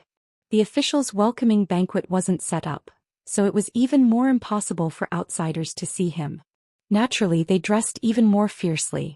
That legendary character was finally going to show himself outside. His first goal was their pleasure boat. If this was spread out, it would be a matter of great face. But how could the timing be so coincidental? The beautiful woman hesitated, probing whether Mu Gonggong had the possibility of letting Jin Qinhuang participate in tomorrow's coming-of-age ceremony. In fact, if Jin Qinhuang really participated, the one who would lose out would only be her. After all, as long as Jin Qinhuang set a price, it was estimated that no one would dare to compete. Moreover, if he wanted to take the person away, the owner of the boat would have no way to stop him. What kind of person was Mu Gonggong? He naturally understood the other party's meaning in a flash. He looked at the other party with a smile that wasn't a smile. Our Wangye has a nickname in the capital, Living King of Hell. The other Wangyan princes, regardless of whether they have power or not, he can step on them if he wants to. If he wants to cut them off, then he can cut them off. Moreover, our Wangye's temperament is more solitary and doesn't like to play with others. The meaning of these words couldn't be more obvious. We are all doing business, so we must pay attention to integrity in everything. With a bang, Mu Gonggong's teacup fell on the table. The owner of the boat is surprised, right? Facing such a colossus like the imperial court's Wangye, even if the owner of the boat had a backer, she wouldn't dare to show her face at this time. She couldn't help but feel a burst of bitterness in her heart. Nujia obeys. When the time came, Jin Qinhuang would leave in a carefree manner. Because her pleasure boat was untrustworthy, and there was a 90% chance that she would lose the lead that she had painstakingly cultivated, she would inevitably lose a lot of guests. Moreover, their pleasure boats were prevalent here and the competition was unusually fierce. Every year there would be a ranking battle. Her pleasure boat had already won the first place for 3 years. The several families behind were all eyeing covetously. They would certainly take this opportunity to ruthlessly step on her pleasure boat, and it was possible that they would squeeze out the top 10 in an instant. https://11/11807/6653791. Chapter 326. The owner of the boat, who was originally just forcing a smile. Upon hearing this, the smile on her face became much more sincere. What Gonggong said is right. Making Wangye happy is the most important task.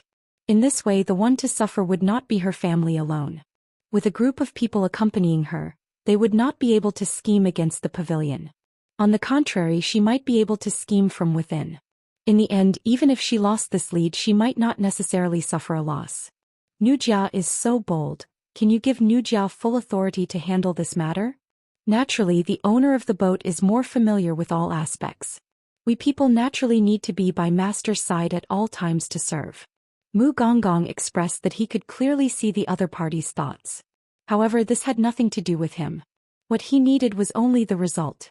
As long as the matter could be handled beautifully, this was only a small matter and there was no need to take it to heart. There is one thing to remind the owner of the boat. Master likes cleanliness in all aspects. Foul air and so on absolutely cannot exist. Master's actions are entirely based on his mood. He might just purely listen to the music and enjoy the dance. Therefore it is best not to do unnecessary things.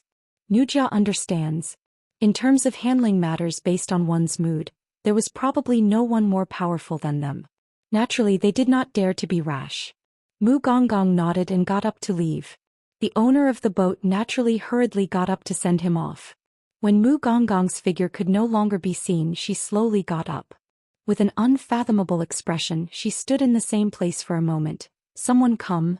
A young servant girl came in and respectfully greeted. Owner. Returned to the pavilion. Jean Wangye would be coming tomorrow. If it was only her pavilion and pleasure boat it would be fine. In any case they were doing business every day. At worst they would just clear the place and everything else would be the same. But now they had to unite 10 houses. No, it should be 12 houses. The 12 most competitive houses, there was no reason to exclude the last 2 houses. If there were benefits, everyone should reap it together. Speaking of which, the famous brothels of Chuanzhou all had their own pleasure boats. On the contrary, the famous pleasure boats also had their own brothels. The two were inseparable. As for which side was the main one, each house had their own characteristics. Of course, if one of these two was missing, then it would not be up to standard. Although each family had their own program, they couldn't completely go their own way. That way they would appear scattered and sometimes they wouldn't be able to support the scene. Although the owner of the pleasure boat wanted to scheme against the other opponents, she couldn't mess it up because she was responsible for taking the lead. If something happened and Jean Qinhuang blamed her, her pleasure boat would be the first to bear the brunt. Injuring the enemy 800 and losing 1,000, no one would do this kind of stupid thing. Before he was even halfway back, someone had already come knocking on his door aggressively. Thinking about it, it made sense. He had spent more than 10,000 silver taels to book the pleasure boat, and it had only been half a day. In the end, he didn't even see the shadow of the boat. If he was alone, it would have been fine, but he had brought along a few good friends. Being stood up was a small matter, but losing face was a big matter. How could he not be furious? The owner of the pleasure boat rubbed her temples. She didn't want to pay attention to it, but in line with the principle that harmony breeds wealth, this was also a good opportunity to release tomorrow's matter. Although this was far from enough, some things had to be done step by step. He asked someone to bring them in and appease them nicely. Then he slowly explained to them the reason why they were here. The person who was unable to restrain his anger, upon hearing Jean Qinhuang's name, his anger was immediately extinguished. Now the entire Sichuan Zhou officials were pinched in the hands of this master like dough. Usually those arrogant and despotic official hedonistic sons, if the family's control was a bit lax, they could still stroll outside, but they absolutely didn't dare to be rash. And most of them hadn't shown their faces for half a month. They were merely rich people and had a natural reverence for the imperial family. Jean Qinhuang has booked the pleasure boat. Although it can only be used tomorrow according to reason, Gongzi booked it today. Nujia should let the girls play the zither and sing songs to accompany Gongzi to play. It's just that Jean Qinhuang did not book only Lucie's house. Lucie must coordinate with the other 11 houses. It involves not only the allocation of the pleasure boat, but also the arrangement of the girls. Because the matter was so sudden, Nujia was also somewhat flustered before and momentarily forgot about Gongzi's booking of the boat. Please forgive me. There are more than 10 pleasure boats under Lucie's name. Actually, we can allocate another one for Gongzi. But compared to this main pleasure boat, Gongzi might not be satisfied. How about waiting for 2 days? At that time we will give Gongzi a 20% discount. What does Gongzi think? Since the words had already been said, naturally he wouldn't continue to be unforgiving. Moreover, the other party was Jean Qinhuang. Even if he didn't book the boat, it wasn't that he didn't have any face. Moreover, thinking about it, to book 12 houses at the same time, such a thing had never happened before. Just based on this, other people had to stand aside. Boat owner is too polite. The matter was resolved and the boat owner politely sent them off. Time was pressing and they couldn't continue to delay. Since Jean Qinhuang has booked the pleasure boat, then Miss Daybreak. Another person in the same group spoke up. The people beside him also nodded in agreement. Although they didn't want to think about it, but watching the excitement wasn't bad either.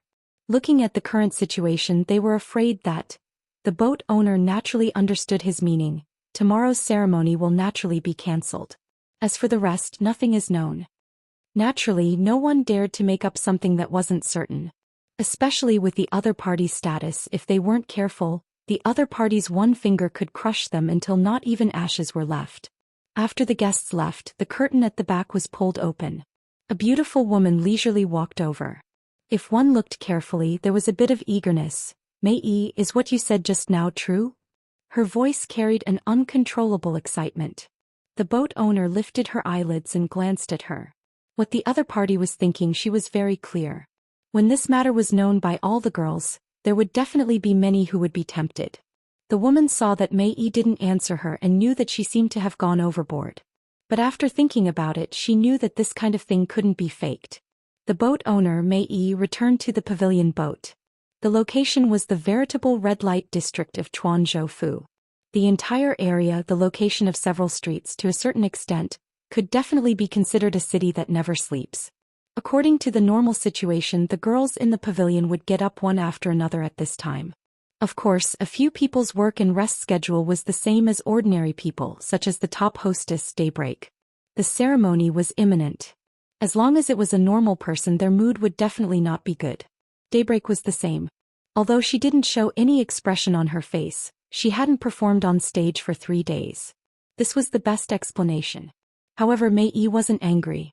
As long as the girls under her were obedient, she had always been more tolerant. Mei returned to her residence first and quickly wrote 11 invitations.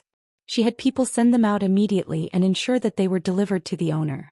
After thinking about it, she went to Daybreak's bedroom. As the top hostess's bedroom, the layout naturally wasn't small. There were 2 rooms inside and outside. The furnishings were exquisite and quite extraordinary. Those who didn't know would think that it was the bedroom of some noble lady. Under normal circumstances, this was the time for her afternoon nap.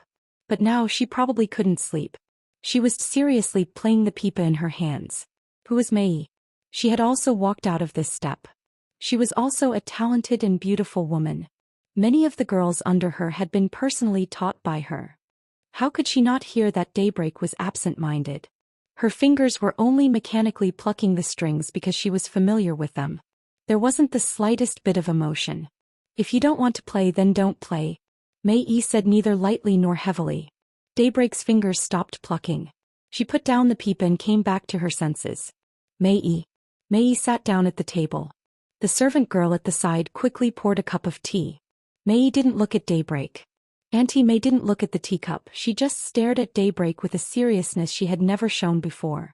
This was the most special girl under her. Although she wasn't from a rich family, she still lived a rich life. However, her luck was bad and her fate was rough. When she was under her, she was only 12 years old. Although she wore rough clothes, she already showed the beauty of a budding beauty. Because of her foundation and careful training, she blossomed with a brilliant youth. She was quiet and reserved. No matter what was taught, she would learn and not resist. However, even when she was learning how to serve men, she didn't have a vulgar aura. Before the age of 15, she basically didn't let her show her face. After the age of 15, she tried her best to delay her marriage. However, in the end, she was in this line of work. It was impossible for her to never get married. Moreover, as her fame grew, whether she got married or not was no longer up to her as the owner. After a while, she said, "Tomorrow's marriage ceremony is cancelled."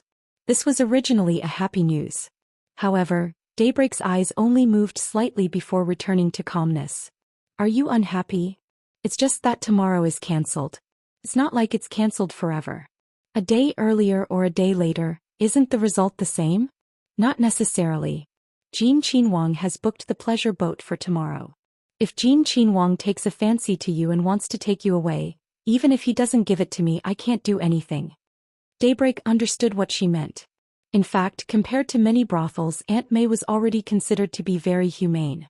She said this, it seemed like she was giving herself a reason to let go, but it was also a sign of her soft heart. Although there were some contradictions at certain times, she hoped that Daybreak could be good, but her emotions would prevail. Even so, Daybreak's face still didn't have any emotions. He picked up the pipa again and fiddled with it. To me it's naturally good. However, the one who will be hurt is Jin Qinhuang Fei. A woman whose fate is always manipulated by men. How innocent. You've already fallen to this point and you're still thinking about others. Daybreak, how many years has it been? You're still like this. It's probably because I've been too good to you. If I let you suffer, let you taste the taste of being ridden by 1,000 people, and also encounter those special hobbies of abuse, you probably won't be so naive. At that time, if you encounter a good opportunity, maybe you'll nibble on the so-called first wife and also want to climb up. Mei Yi said sarcastically. But what she was thinking in her heart, only she knew. https://11/11807/6653798. Chapter 327. Even if Daybreak said so, Mei Yi was still prepared to open the door for Daybreak. Moreover, from her position she was fully responsible for this matter. It was completely justifiable for her to give the girls under her command a better opportunity. Even if others were jealous that she was using her power for personal gain, they would feel that it was a matter of course. Putting aside this matter to a certain extent between Mei Yi and Daybreak, there really was a mother-daughter relationship. The two people casually chatted about trivial matters until a servant came to report that the people invited by the owner of the boat had arrived. Mei Yi then got up and left. After Mei Yi left, Daybreak was somewhat lost in thought. It was unknown if she was thinking of something or if she was simply lost in thought. Mei Yi held a round fan in her hand to cover half of her face. Because it was summer, at least 9 out of 10 of them were relatively cool. In front of Daybreak, Aunt May still had the appearance of an elder, but now she had the aura and smile that a group of people should have. Even if she wasn't meeting a benefactor, when facing these old rivals she still had to bring out her full grandeur. She gracefully appeared and greeted them with a smile. The girls under her command competed in beauty and they were naturally no exception. Don't look at how they were already middle-aged, soon young in terms of age. Basically they all walked the same path. If they occasionally met someone with a special taste and they were willing, it wasn't a rare thing for them to receive guests at this age. I probably don't need to say the reason for inviting you all.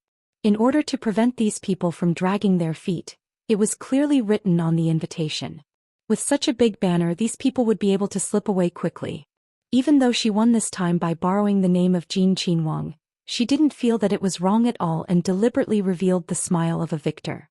11 people gritted their teeth at her, but there was no other way. Who told them to not hold the title of number 1? For people who didn't understand the situation of Sichuan Zhou Fu, if they had enough money, their first choice would definitely be the best. This so-called best was naturally the one with the title of number 1. Mei Yi, enough. Enough, Main Yang. Who doesn't know each other? If you have something to say, just say it. Don't keep us in suspense. We all know what it means to be a prince. No matter what he wants, we just have to serve him well. If he's happy, it's naturally good for everyone. If he's unhappy, it's naturally bad for everyone. Some people couldn't stand Herc's smug look. Main Yang sat down. If that's the case, then I'll be frank. Auntie May told Eunuch Mu's wishes one by one. Of course, it wasn't just the original words. The effect was at least 12 times exaggerated. Moreover, her words allowed the pavilion boat to have absolute control. That's basically it. Everyone knew that there was an element of exaggeration in this, but they didn't know how much of an exaggeration it was. Therefore, even if they were indignant, they didn't know where to start. Since Main Yang is the one making the decision, then what are the rules? Main Yang, just tell us directly and we'll listen. If there was nothing to say, then he would just let it go. There was no problem and there was no need to fuss about it. However, it was absolutely impossible to trample on them too harshly. What do you all think about using the Myriad Flower Terrace and the 100-boat ferry? It was clear that Main Yang already had a plan in mind. Everyone was silent for a moment. 100-boat ferry? Our generation has only heard of it. We've always fought with each other openly and covertly. Even during festivals like the Lantern Festival and the Mid-Autumn Festival, we've never cooperated on the 100-boat ferry. This time we'll use pleasing Jin Qinhuang to take a look ourselves. The others didn't say anything, but they obviously agreed with this idea. Whether it was the Myriad Flower Terrace or the 100-boat ferry, there were rules to follow. The main problem was the details. Let's not talk about other things. The top courtesans of each family must be the main characters. It's just that if they're together, how can they be separated? If they're together, how should they be together, and if they're separated, how should they be separated? After roughly agreeing on the rules, it was time to act on the specifics. The first thing was naturally to call back the people from each family's pleasure boats as fast as possible. Because they didn't know how long Jin Qinhuang's patience and interest could be maintained, they had to prepare all aspects as much as possible. There had to be enough programs. The girls from each building and boat were basically all within the predetermined range. Every day there would be pleasure boats on Linchuan River.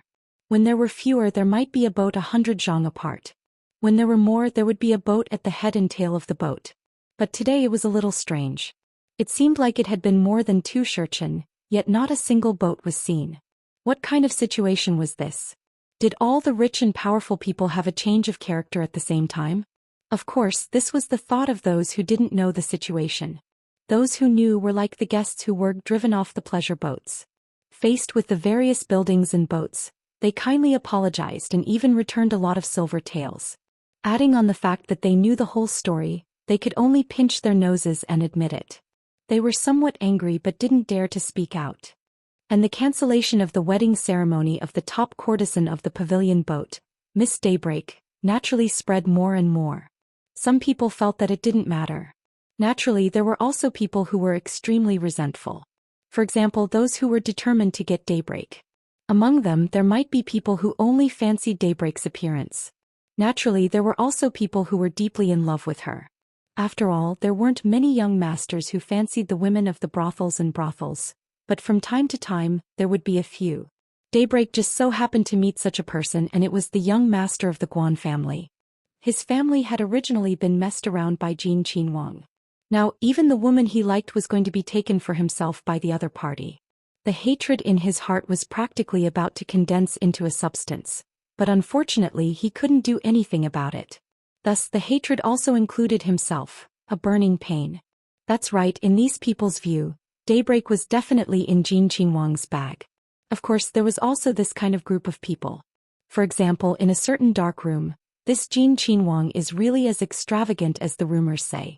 Moreover, he's a classic example of only the magistrate is allowed to set the fire, but the common people are not allowed to light the lamp.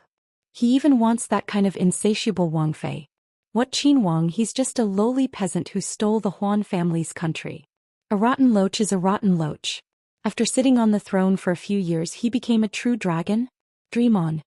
The others didn't comment on his words. At this time, their mouths were cursing nimbly. Once they got out of here, they dared to make a sound. And as for how the Li imperial clan was, they were well aware. Let's not talk about other things, this is a rare opportunity. If a turtle hides and doesn't go out, we can't get close even if we want to. Now that he's taken the initiative to come out, there's no reason to let him go. Do I need you to say this? I've been waiting for this day. A dissolute and lecherous man coming to a place like Chuanzhou Fu, how could he not come out? https://11/11807/6653799. Chapter 328. When the preparations were almost done, Auntie May sent someone to the other courtyard where Li Hongyuan and the others were currently staying. She wanted to inquire about when Jin Qinhuang was going out. Although the 100-boat ferry was fine regardless of whether it was day or night, but at night with various kinds of lanterns the mood would be better. Many people liked the mood. Super fast and stable updates. However, Auntie May did not have much hope of knowing Jin Qinhuang's schedule. She was just trying her luck. She could know it would be better.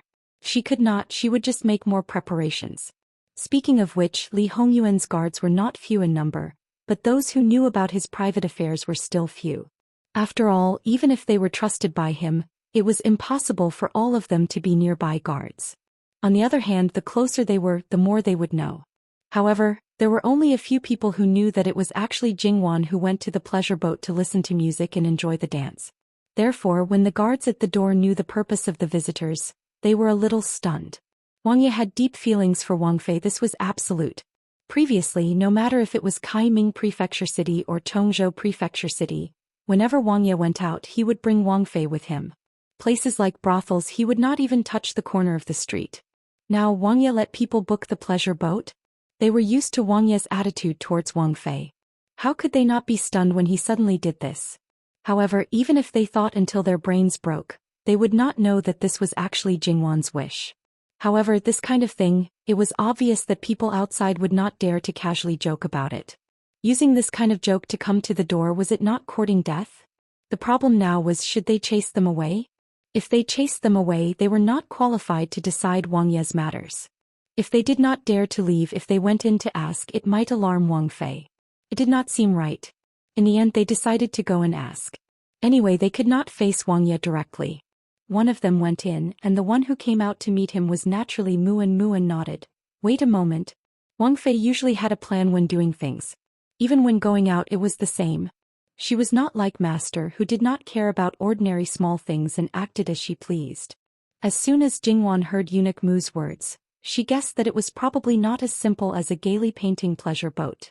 It was likely that a lot of people were involved. However, whether it was Mu'in or the owner of the gaily painting pleasure boat who had a hand in it, there was no need to investigate now. To some extent, it was more appropriate to make it known now than to keep a low profile. Mu'in, go and see what kind of preparations they've made. If necessary, we can cooperate with them to prevent them from brushing away our good intentions. Yes. As for Jin Qingwang's opinion? What was that? Alright, it's not that exaggerated. However, if Mu'in were to ask again, he might not get anything good out of it and might even incur his master's dissatisfaction. The result would be the same anyway, so why bother to ask again? It took Mu'in almost half an hour to go back and forth, and the news he brought back was considerable. More than 4 hours. That was the time it took for a large-scale party in her previous life. Of course, it's best to make it perfect. Let them arrange it according to the most suitable time. Just inform me when the time comes. Aunt May sent someone to follow Eunuch Mu back. In this way, Eunuch Mu did not have to go again. As for the upcoming 100-boat crossing, Jingwan was looking forward to it, but she didn't seem to be in a rush. After all, with her experience in her previous life, she had seen wonderful things that she hadn't seen before. Regardless of whether it was gorgeous or profound, those directors were all talented. She just didn't know how good the director's ability was in pure ancient style. When it was time to do something, she would do it. After waking up from her afternoon nap, she took some time to wake up. Then Jingwan's clothes for going out were sent over. It was a set of men's clothes. Jingwan raised her eyebrows. Looking at the craftsmanship, she knew that it was made by her own maid. Obviously, it was not possible to have it before, but there was no trace of it being made in a hurry. Either it was changed from someone's clothes, or it was originally prepared for someone. It had already been embroidered and only needed to be cut and sewn.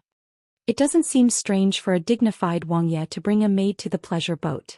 Although it was a bit strange to bring a woman to that kind of place, but some people were so willful that you could not do anything about it. Jin Qingwang's style should be considered outstanding. Didn't they all say that Ben Wang likes both men and women? Instead of bringing a maid, Ben Wang is more willing to bring a handsome young master. Li Hongyuan was half leaning and half leaning, looking at Jingwan with a bit of charm. Jingwan clearly felt Li Hongyuan's exuberant interest.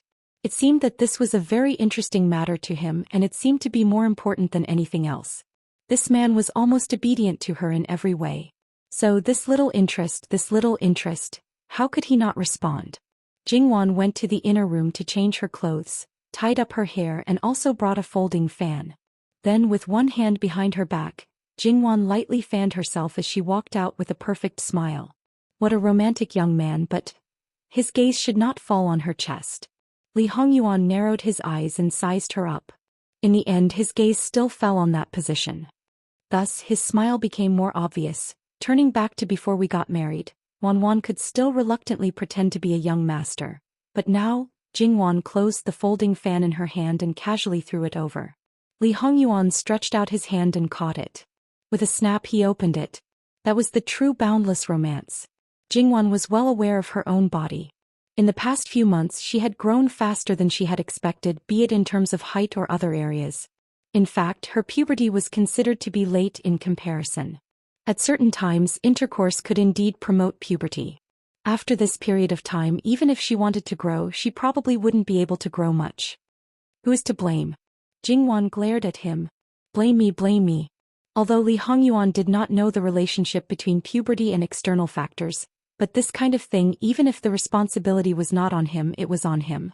He was even somewhat complacent. How could Jingwon not know that she was being teased again? She was too lazy to continue, otherwise in the end, the one who lost would still be herself. What's the difference between this and women's clothing? Naturally, you can't fool people at close range. But from afar it's not a problem to fool them. Using the folding fan to cover up appropriately, Lee Hongyuan gestured to his body. By tomorrow, the news of this prince having Nan Feng will spread throughout Chuanzhou Institute. What's the meaning of this? Jingwon was a little puzzled. I want to see if the level of someone's shamelessness will increase by a little. Jingwon nodded. Yuan, just say that you want to find an idea. It's not that complicated. To put it bluntly, a certain someone's bad temper is acting up again. https://11/11807/6653803.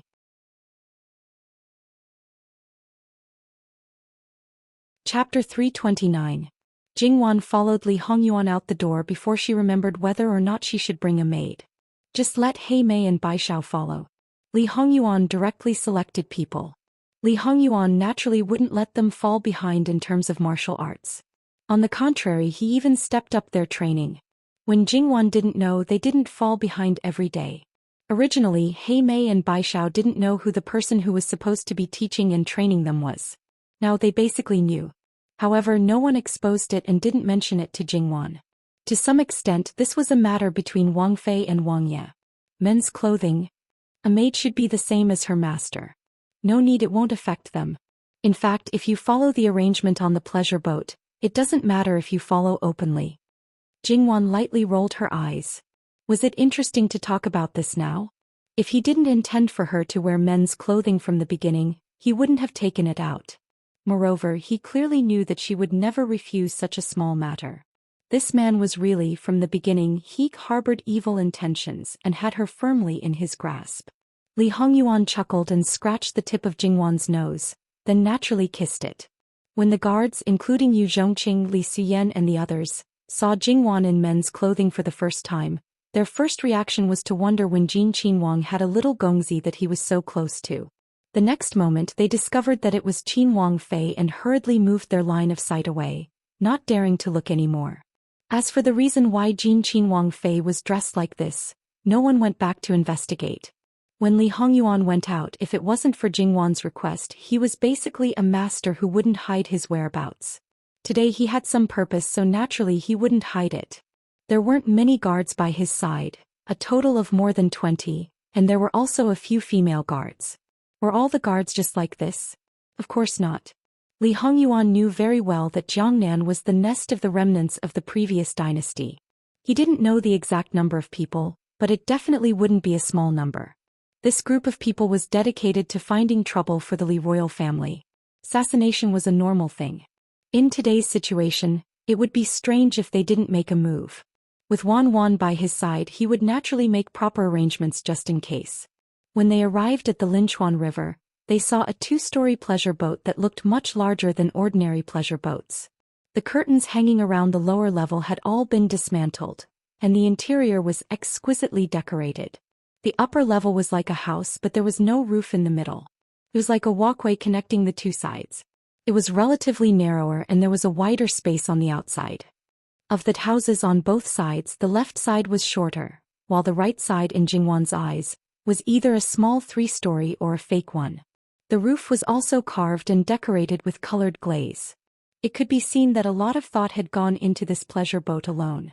Of course, the real beauty wasn't the pleasure boat but the people on the pleasure boat. Because of their arrival, a group of beauties came out of the pleasure boat in a line. With Auntie May in the lead, there were 2 rows of 12 people behind her. They could be said to be national beauties, each with their own unique characteristics. They were fat and thin, and behind them was a group of maidservants who looked younger. Looking at their beauty, in a year or two, they would probably become a veritable cash cow again. Not to mention other things, just this scene alone was definitely a feast for the eyes. With so many beauties gathered together, and the kind that cultivated both inside and outside, even the beauty contest in her previous life probably couldn't reach this level of standard. After all, those people were beautiful, but could they be good at zither, chess, calligraphy and painting? Learning and cultivation? Jingwan secretly praised in her heart. This trip was really too right.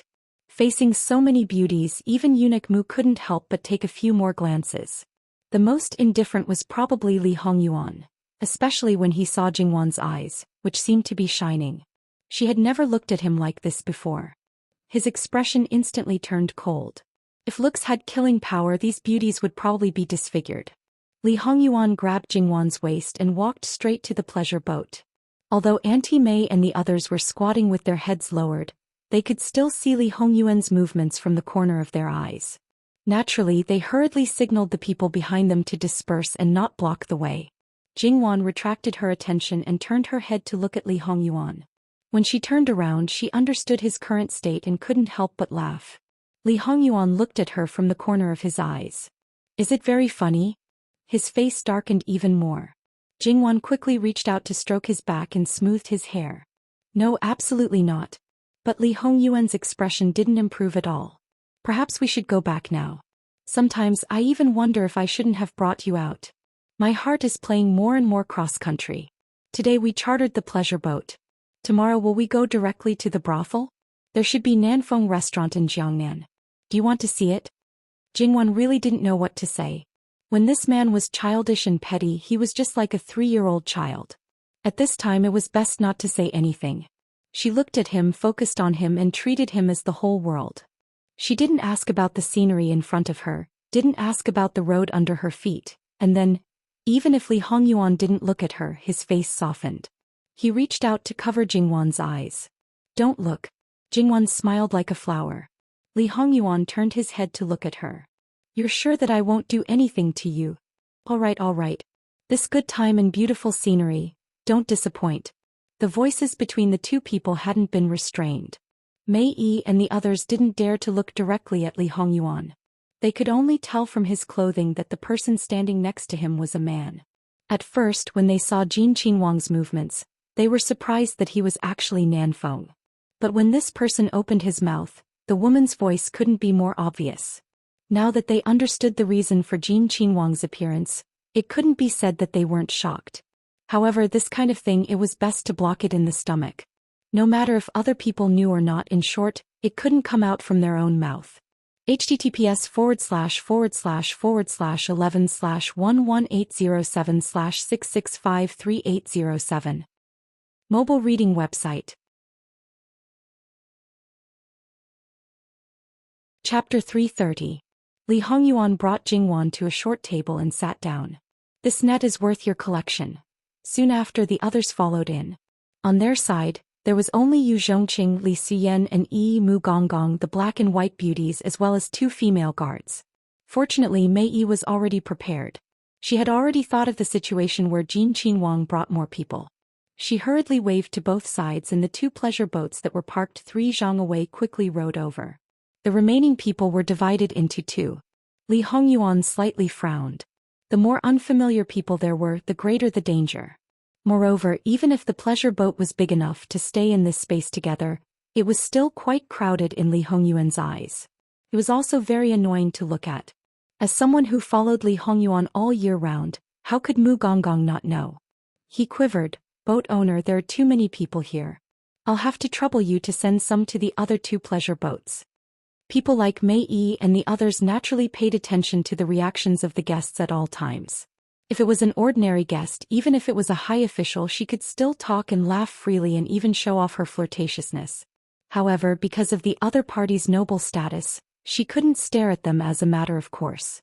Moreover, there was that aura that kept strangers away.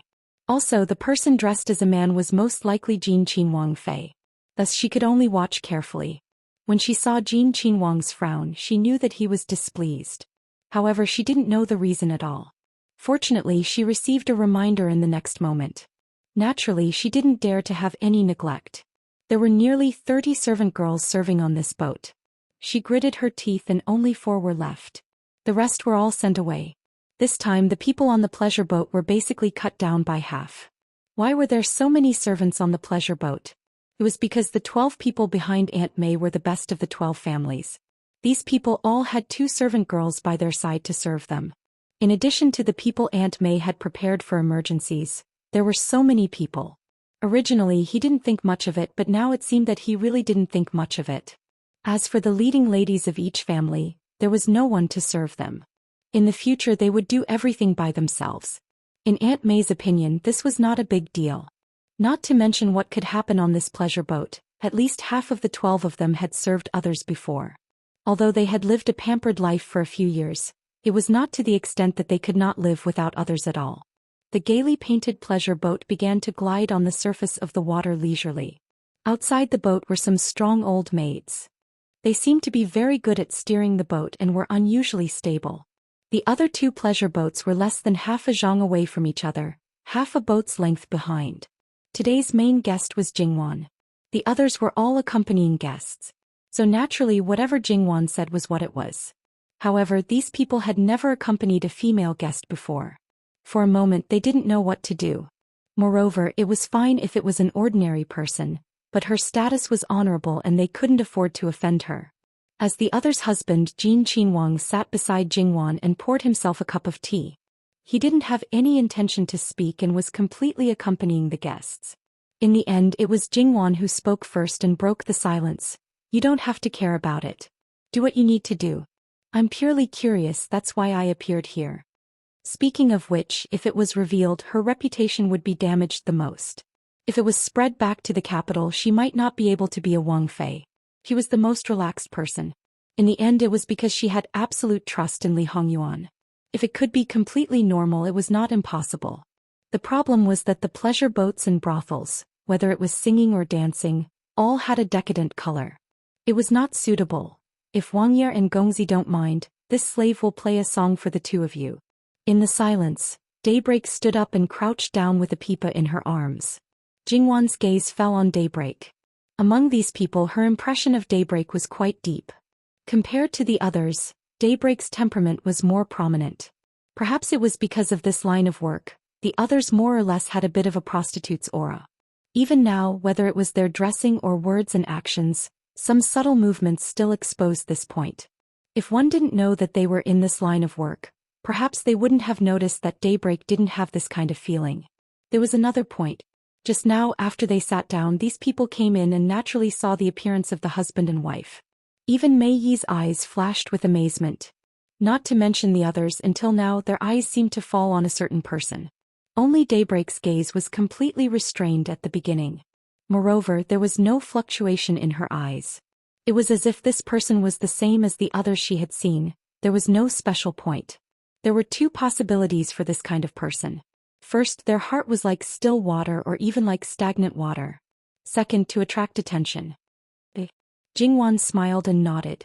Daybreak walked towards the small stage in front of them and sat down quietly. Her fingers plucked at the strings of the zither. From the beginning, it was clear that this was not the decadent music that was popular in the brothels. It was gentle, comfortable, and also bright and beautiful. It was as if a breeze had been added to the cool surface of the river. Not only that, Daybreak's movements were also very beautiful. More importantly, she was very focused.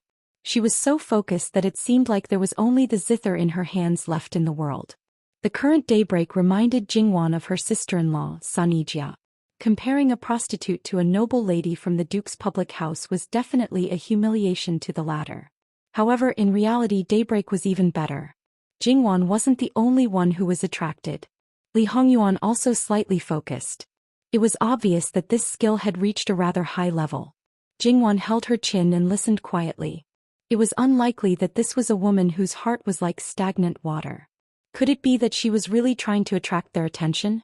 Of course, Jingwan wouldn't jump to such a conclusion. After all, some people were indifferent to other things and only focused on one thing. When the song ended, Jingwan couldn't help but clap her hands and praise sincerely. Daybreak seemed to have returned to her senses because of the applause. She stood up, squatted down, and returned to her original position. Regardless of how others looked at Daybreak, whether they thought that she was scheming or not, she remained quiet. https://11/11807/6653812. We will handle it as soon as possible. Chapter 331. Of course, Jingwan looked at it with a pure appreciation of art and did not feel that there was any problem with this dance. In fact, in the previous life by chance Jingwan had seen a special performance. In addition, perhaps due to Jingwan's identity during the dance, her eyes never fell on Li Hongyuan. Jingwan's good mood naturally would not be affected.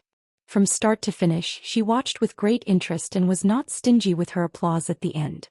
Moving net from this, she had roughly grasped her temperament in this aspect and said that it made people feel slightly relieved. Mei Yi knelt in the lower position and gently exhaled. She could also see that this Jin Qian Wangfei might really be curious. However, when she looked at them, she did not have a strange gaze. Not only that, any random girl here might be better than her in terms of appearance, but there was not a bit of jealousy in her eyes. Her attitude was quite good. Looking at them, it was more like admiring a beautiful scenery, a beautiful painting, an exquisite piece of porcelain. Her eyes were full of admiration. To be able to cultivate this kind of attitude was actually not an easy thing. The environment of the maternal family before marriage, the attitude of the husband's family after marriage, especially the husband's attitude, were all crucial. This Jin Qian Wangfei should have been good before marriage. As for now, needless to say, Jin Qian Wangfei only occasionally looked at the person performing in front of him and did not contain any emotions. His eyes were very calm, as if he was looking at an ordinary person, an ordinary object. Compared to Jin Qian Wangfei, he was far from qualified. More often, his gaze was on Jin Qian Wangfei. As long as he looked at her, his gaze could not help but soften. Moreover, she did not need anyone to wait on her and instead personally peeled grapes for Jin Qian Wangfei. Looking at her skillful posture and seeing that there was no difference in the expressions of the people following her, one would know that this was definitely not the first time. Jin Qian Wangfei, that was the person held at the tip of Jin Qian Wangfei's heart. If he did not spoil her to the extreme, how could he agree to such a willful request? It must be known that if this kind of thing was spread out, it would not only damage Jin Qian Wangfei's reputation, Jin Qian Wangfei himself would also be implicated. Auntie Mei retracted her gaze. Some people were really born to make others jealous. Not only did they have the same status, they were also pampered and loved wherever they went. After grasping the basics, Aunt Mei basically knew how to act. Naturally, she was no longer as reserved as she was in the beginning, not knowing what to say. She was careful and eager, but she also grasped it just right. She grasped it to the point that it would not make people feel disgusted, and she had always addressed Jingwan as Little Gongzi. To a certain extent, Aunt Mei could be considered a knowledgeable person. Although she wasn't a native of Chuanzhou Prefecture, she had spent 70% of her time in this prefecture city. She was quite familiar with the customs of the people and had many things at her fingertips. If one didn't know her background, they might have thought that she was a noble lady from some family. Speaking of the delicacies of the Chuanzhou residents, we have already prepared a banquet without your permission. But because it's still early and the weather is hot, we decided to follow the rules of a banquet and prepared 2 dishes at once. What do you think, Your Highness and Little Gongzi? If there is anything inappropriate, the owner of the boat has troubled us. This is good, there is nothing inappropriate, Jingwan said with a smile. Some things, even if one knew that it was troublesome, it was best not to refuse. Perhaps it should be said that this topic was brought up at the right time. Just as her voice fell, the first 2 dishes were delivered. They were first inspected on the pleasure boat by the side before being delivered to Jingwan and the others. No one felt that there was anything wrong. The first 2 dishes looked quite exquisite and exceptionally gorgeous. To be honest, it was not worse than the most gorgeous imperial banquet, but there were some things that were pleasing to the eye but not useful. Aunt Mei introduced the main ingredients of the 2 dishes as well as their origins. Although she didn't know that it was time for the main meal, Jingwan's appetite was still good. Aunt Mei saw it, but the 2 servant girls following her didn't have any intention to serve her. Aunt Mei was a little hesitant about whether to serve her. Jingwan directly started, but before she could eat, Li Hongyuan suddenly knocked on the table with his fingertips. Jingwan looked sideways at him and smiled. Wait, let me try first. Then she unceremoniously put it into her mouth. In the end, it was intercepted by Li Hongyuan halfway. With a little force, he put it into his mouth with chopsticks and chewed it carefully. He looked at Jingwan with a faint smile. Our little Gongzi Luo can't do anything disrespectful just because he is favored by this prince. In fact, there was a tacit understanding between the 2 of them. Logically speaking, with Gong Jiu's ability, there was probably no poison in the world that could be hidden from him. However, there were no absolutes. Now was a special time. If Jingwan wanted to taste the dishes, how could Li Hongyuan allow it? Jingwan was helpless, but when she thought of something she gave up.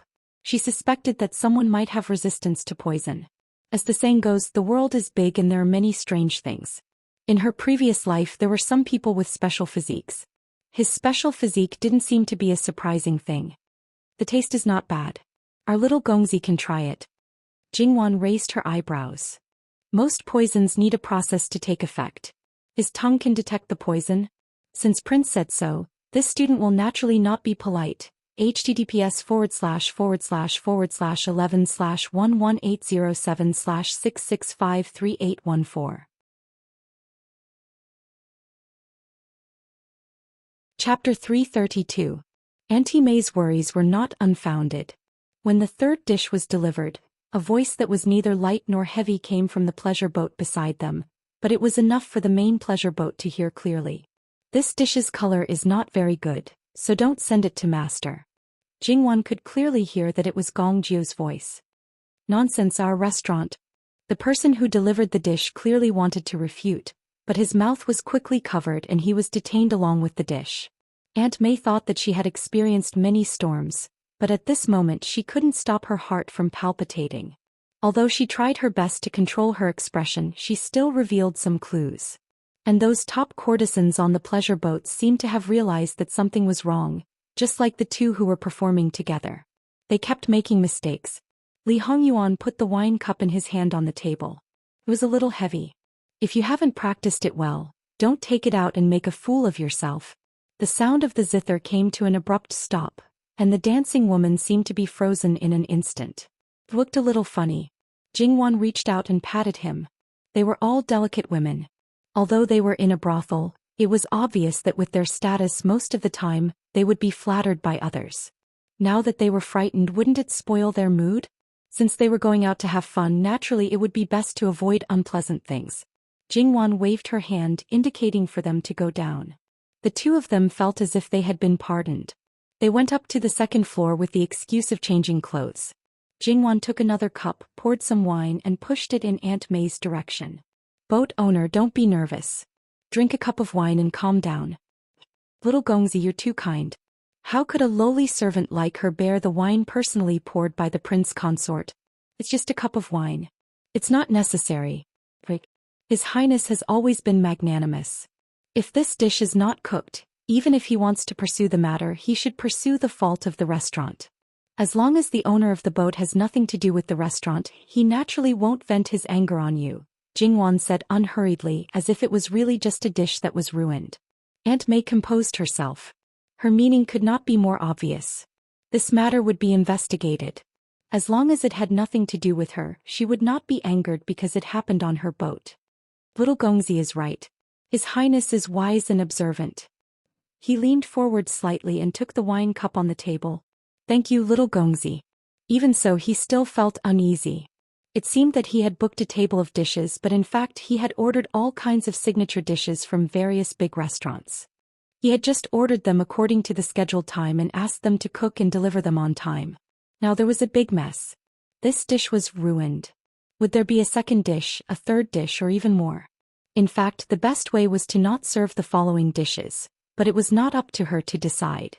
It was just that they all said that the son of a wealthy family should not sit under the awning. Since he knew that there was danger, why didn't Jin Qinhuang order to stop it? Even if he wanted to lure the snake out of its hole, the things that were sent over should not be eaten. If he didn't vent his anger now, if something happened one after another, it would ruin his mood. Everything would become unknown. Jingwan declined to comment and turned to look at the beauties. Continue. Who's next? In fact, at this time, no one was willing to take the lead, fearing that they would make a mistake. However, there were 12 people and the first round was not over yet. Previously, Daybreak was the first to stand up. Because the situation was not right, she set a good start, but it was inevitable that people would feel that she had ulterior motives. However, they forgot that she was originally the one to start. If they followed the original order, the next lead was a bit timid and could not adapt to the current atmosphere. She stood up. It would be bad for her to stand up. Mei Yi winked several times but was indifferent. She helplessly signaled to the people behind her. However, each and every one of them did not want to see and pretended to be deaf and mute. Mei Yi's heart was filled with anger. Daybreak glanced at Mei Yi and sighed in her heart. She once again stood up. Otherwise, when trouble came, Mei Yi would be the first to bear the brunt. After all, she was the one who raised her with extravagance. Disregarding the factors that people did not want to face, there was still some true feelings. He could not ignore it. This servant suddenly thought of a suitable song and boldly took up the time of the other sisters. I will embarrass myself once more. I hope that prince and young master will agree. Everyone was well aware of the current situation. Jingwan had a good impression of Daybreak and naturally would not be unwilling. It was naturally better to not break the good atmosphere. In comparison, Auntie Mei's heart was even more complicated. She had always felt that Daybreak had not adjusted her mentality. How could a brothel not be stained with dust? Although she sometimes mocked her, she had never truly suppressed her to completely fall, nor did she use any means to dye her black. She had even imperceptibly protected her innocence and sincerity. She was clearly an old pimp and doing this was simply unreasonable. However, when something really happened, she was probably the only one who would stand up. Eunuch Mu said that his master liked clean people. This was not wrong. What kind of person was Li Hongyuan? What Jingwan could see, he naturally could see more clearly. Under normal circumstances, he did not have a good impression of women outside. Only the people who served Jingwan had a good impression of her. It was rare for Daybreak to be ranked below them. However, it was probably like this. Even if he met her again in the future, his impression of her would not improve. But it was obvious that he would not meet her again. Li Hongyuan's subordinates naturally moved quickly. Li Suyen stepped on the railing at the edge of the pleasure boat. With one leap, she landed on another pleasure boat. She took 2 people and the waiter and left on the small boat that delivered food. If one wanted to investigate something, it was naturally better to move as fast as possible. Speaking of which, Linchuan River was very wide. It was not much inferior to the moat in the capital. Listening to the leisurely sound, Jingwan changed her location and sat on the railing. Below her was the clear river. Looking ahead, she could see boats coming and going. The river bank was verdant and lush with willows. There was also an endless stream of traffic. The pedestrians were either lazy or in a hurry. There was an illusion of peace and tranquility. Jingwan leaned on the railing. Her chin rested on the edge of the railing. She stretched out a hand and hung it naturally. He probably wanted to feel the moisture of the water. However, the railing on the boat was high enough. Naturally, she could not reach it. During this period of time, she had been entertaining those officials' wives. Although she occupied a high position and held absolute control, she was absolutely bored. This kind of relaxed and unrestrained nature naturally made people happy. Li Hongyuan sat in his original position, drinking by himself. Jingwan was admiring the scenery. She was the most beautiful scenery in his eyes. When Li Hongyuan turned around to take the wine bottle again, a woman came forward attentively. She was obviously prepared to serve him. His gaze was stern. That woman immediately stiffened. Her gaze shifted and landed on Mei Yi. When the people below made a mistake, it was always right to find the people above to take the blame. Mei Yi was originally focused on Jingwan and did not notice this. Li Hongyuan's gaze was like a substance. She quivered and turned around. How could she not understand what was going on? She was so angry that she almost vomited blood. She quickly kowtowed to Li Hongyuan but did not dare to make a sound for fear of startling Jin Qinwang Fei. Li Hongyuan silently withdrew his gaze. Mei Yi stood up and grabbed that woman. She even used her hand to block her mouth. She fiercely pinched her arm and coldly reprimanded her in a low voice. If you dare to make a sound, I guarantee that you won't be able to see tomorrow's sun. She dragged her to the side. On the other side, because of the half-hanging curtain, Jingwan's line of sight was more or less cut off. In front of other people, she fiercely pushed. That woman fell to the ground, her back hitting the edge of the short table. She fiercely sucked in a breath of cold air, her face deathly pale. The bystanders did not have any sympathy. After all, as the top hostess of the 12 brothels and pleasure boats, they were genuine competitors. If the situation was not special, they would definitely not gather in one place and coldly watch. They even moved to the side. Regardless of whether they had the same idea as her, as long as they did not act, it seemed that they could despise her. Auntie Mei bent down and pinched her chin. She lowered her voice, but it was still cold. You're so blind. If you were someone from my pavilion boat, I would have thrown you into the river and drowned you. It's not wrong to want to climb up the social ladder and get rid of your current status, but you have to look at the situation. To teach you such a thing and to call yourself the top hostess, any random girl from the other families is better than you. It's no wonder that the famous leader 10 years ago has fallen out of the top 10. If you dare to make trouble again, even if you're not someone from Pavilion Boat, I will skin you alive. Mei Yi stood up and tidied her clothes. Only then did she return with a faint smile. Clearly, this small change did not attract Jingwan's attention. Then she inadvertently saw a pleasure boat in the distance approaching. Her purpose could not be more obvious. She turned around and met Li Hongyuan's gaze. She smiled faintly and said, "Prince, there are visitors." Li Hongyuan's gaze shifted slightly. Naturally, he saw the pleasure boat. Just let them return. To dare to come at this time, I'm afraid it's not an ordinary person. Prince, might as well wait until you understand the identity of the visitor before making a decision. You're the one who loves to worry. No matter who it is, it's not like there won't be a chance after today. I won't see them. Some friendships between men are not built in brothels. This person didn't come early or late but chose this time. How can it not arouse suspicion? Jingwan smiled with a deeper meaning. I'm going to change. She got up and walked towards the stairs. Bai Xiao and He Mei exchanged a look. Bai Xiao nodded slightly and quickly followed. His wife had spoken. Li Hongyuan naturally had to meet them. But to disturb his good mood, someone had to pay for it. Receiving the master's signal, seeing the other party getting closer and closer, a pleasure boat at the side sped up and blocked the main pleasure boat. There's a pleasure boat in front, quickly detour. The music that originally came from the pleasure boat gradually stopped. The surrounding curtains were quickly hung up. A person who seemed to be in charge quickly walked to the bow, exceptionally respectful and modest. Is Prince Jin on the pleasure boat? My master is a salt merchant from Jiangnan surnamed Tai. He requests an audience with Prince.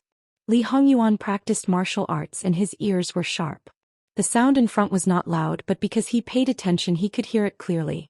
Logically speaking, insignificant merchants naturally had no qualifications to have an audience. However, there were always some people who were exceptions. Among Jiangnan's great salt merchants, there was only one with the surname Tai. The others with the surname Tai were mostly his clansmen and followed his lead.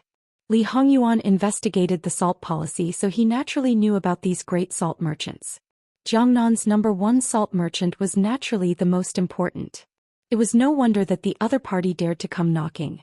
Speaking of those greedy people, out of 10 people, there would definitely be 10 who received benefits from this person. This was the connections in the hands of these merchants. This iron salt head was ruthless in bed and had a special hobby for the person beside him. In business he was very skilled. He treated his subordinates with a sense of tension and was clear about rewards and punishments. He was also not stingy with his clansmen. As the head of a clan, he had a very heavy right to speak. He was even very far-sighted. He chose a few clansmen with better qualifications and moved them out of the clan. He fully supported the younger generation to study and walk the path of an official. Even 2 or 3 of his own sons were sent out for foster care. In another 10 years, no, it didn't even need 10 years. As long as one of them became an official with his financial resources and a good choice of path, he would be able to skyrocket. As long as one stood firm, he would naturally be able to pull up the others. One day he would be able to make the entire clan stand up. A mere merchant, yet he had the ambition to make the entire clan a prestigious clan. Li Hongyuan gently knocked on the table and drank slowly. When the words came from the front, he still had a lazy expression and ignored them. However, if he didn't speak, the others naturally didn't dare to do anything. The people in the officialdom had to be dealt with, so these salt merchants naturally couldn't be let go. Of course, he wasn't in charge now, so there had to be a limit to how he dealt with them. After all, if he dealt with these salt merchants, it would also cause chaos. Not only would it affect their intricate network of relationships, but it would also cause civil unrest. Therefore, he had to be careful when dealing with them. Iron Salt Head might not have anything to say to his own people, but he was ruthless to the outside world. Moreover, his business was too big. The price of salt in some places could be decided by him with a single word. If he colluded with the officials and merchants, in the end, only the common people would suffer. Therefore, this person was bound to be on the list of people to be cleaned up. When Li Hongyuan slowly finished the wine in his cup, he gave a signal. However, he didn't intend to let anyone board the pleasure boat they were on. He just let the two pleasure boats side by side with a distance of 1 zhang between them. Iron Salt Head was really as the rumors said. He had a big belly and his smile was like the Maitreya Buddha. It wasn't an exaggeration to say that his wealth was comparable to that of an aristocratic family. However, his clothes weren't very luxurious, and there wasn't the slightest bit of the aura of a nouveau riche. Those who didn't know would think that he was a person with excellent cultivation. Even if he was surrounded by beauties, he didn't feel anything. Facing Li Hongyuan, he respectfully saluted. This commoner greets Jin Wangye. In contrast to Iron Salt Head, Li Hongyuan leaned back with a leisurely expression. He Mei knelt beside him to serve him. Could be said that he was enjoying himself. Hearing this, he only slightly tilted his head to take a look. Then he unconcernedly withdrew his gaze and continued to drink and listen to music. Seeing Ben Wang, what's the matter? Iron Salt Head couldn't quite grasp Li Hongyuan's thoughts. He wasn't sure whether this Jin Wangye had the ability or not. After all, many things about him were rumors and he didn't dare to make a conclusion. After a moment of consideration, this commoner heard that Wangye has booked more than 10 pleasure boats and will perform the 100-boat ferry today. The 100-boat ferry has been famous for a long time, but it hasn't appeared for decades. Would this commoner have the fortune to see it? Li Hongyuan sneered. He finally sat up straight and looked at the other party. The 100-boat ferry is so grand. Did Ben Wang block Linchuan River or what? Thinking about it, it was obvious that the 100-boat ferry would be more grand than the dragon boat race on the Dragon Boat Festival. It would inevitably attract the attention of countless people. Li Hongyuan didn't order an eviction and he wouldn't do such a thing. Naturally, anyone could see it, anyone could reward it. However, the 100-boat ferry used pleasure boats, and the performers were all prostitutes. There would be many people who would avoid arousing suspicion. This commoner was ignorant. Iron Salt Head hurriedly said with a bit of apology. You came to find Ben Wang for this? Whether it was Li Hongyuan's expression or tone, it was obvious that he was displeased. That's not the case. This commoner obtained a rare item some time ago.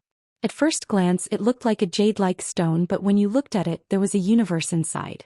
Under the surface there was a natural-born Qiyuan map. It was very lifelike. This commoner thought that only the imperial family was worthy of such an item. Therefore, this commoner was bold enough to offer this item to Wangye. Iron Salt Head hurriedly explained. Oh. Li Hongyuan seemed to be interested. Let Ben Wang take a look. Yes. Iron Salt Head was also clever. He hurriedly had someone bring the pleasure boat closer and respectfully and carefully had someone bring out a square-foot wooden box. Wangye, look. Yu Zhongqing, go get it. Yes. Yu Zhongqing responded. His movements were particularly clean and nimble. He quickly brought the item over. He opened it and placed it in front of Li Hongyuan. Inside the wooden box, on top of a black velvet cloth, there was a stone with an irregular shape. Its surface was very smooth. Upon closer inspection, it was just as Iron Salt Head said. There was a Qiyuan map inside. Its shape was more than 90% similar. It looked like a level that could not be achieved by humans. Li Hongyuan took the wooden box and turned around. Sister He quickly tidied up the things on the table, leaving enough space for Li Hongyuan. Li Hongyuan was admiring this rare item, as if he had forgotten about everyone else. Although he did not show any joy, Iron Salt Head guessed that he would like it very much. The people of the imperial family might not like rare treasures, but for this kind of thing with a good meaning, they would definitely not reject it. The pleasure boat retreated 1 zhang away, but Iron Salt Head was still respectful. If you paid a little attention, you would find that his eyes fell on Sister He. Sister He's beauty was very unique. It was not the usual beauty with white skin, but the kind with a bit of wildness. Her beauty was very different. Because it was special, it was impossible not to attract attention. But for those who liked beauty, there were very few who would not be attracted to her. Even if they were not her type because it was the first time they saw her, they would have the desire to hunt her. Iron Salt Head's face did not show it, but the lust in his eyes was almost unable to be concealed. In fact, at Iron Salt Head's side, there was another person, surnamed Su and named Wanting, but Jingwan forced her to change her name to Su Ting. However, that person already had an emergency. Right now, this woman who looked like a goddess was one of the many women at Iron Salt Head's side. Her makeup was exquisite, but her clothes were really light. Compared to the prostitutes next to her, she was not inferior. However, to be able to stay by Iron Salt Head's side for more than a month and still live well, it was enough to show that she was not ordinary. She only used a venomous gaze to look at Li Hongyuan. Could be imagined that she was definitely not living well. Under the veil, those various scars were the best evidence. Thus, she hated Li Hongyuan for not saving her. But now, she did not dare to show her face, and she could not even attract the others' attention. She also knew what Iron Salt Head's character was like. She glanced at him and slightly sighed. If he noticed her strange behavior, she was afraid that she would not have a good ending. Li Hongyuan looked like he was admiring the dance, but in fact, there was no fluctuation in his expression. Qi Yuan's territory was not only so small. In his previous life he had more than doubled the territory of Qi Yuan. In this life he would only surpass it. His wife was still on the dance floor, so he naturally had to send away the unrelated people.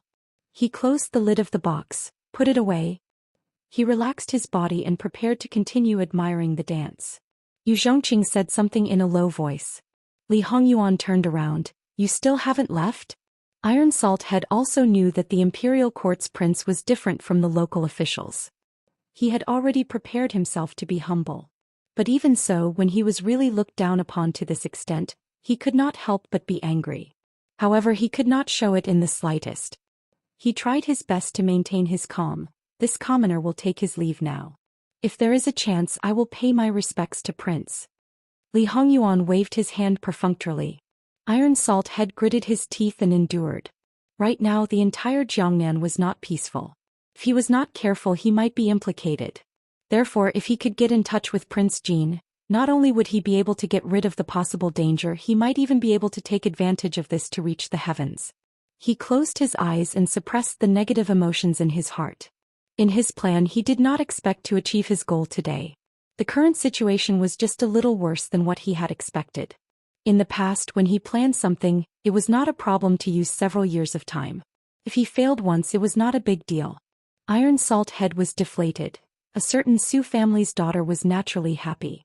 However, the hatred in her heart also became stronger. If she could stay by Prince Jin's side, how could she endure the humiliation of this man who was as fat as a pig every day? She always thought of revenge and escape. Unfortunately, she could not do it because she did not want to die. Not long after Iron Salt Head's pleasure boat left, Jingwan came down from the upper deck and sat beside Li Hongyuan. I saw Su wanting. Su wanting?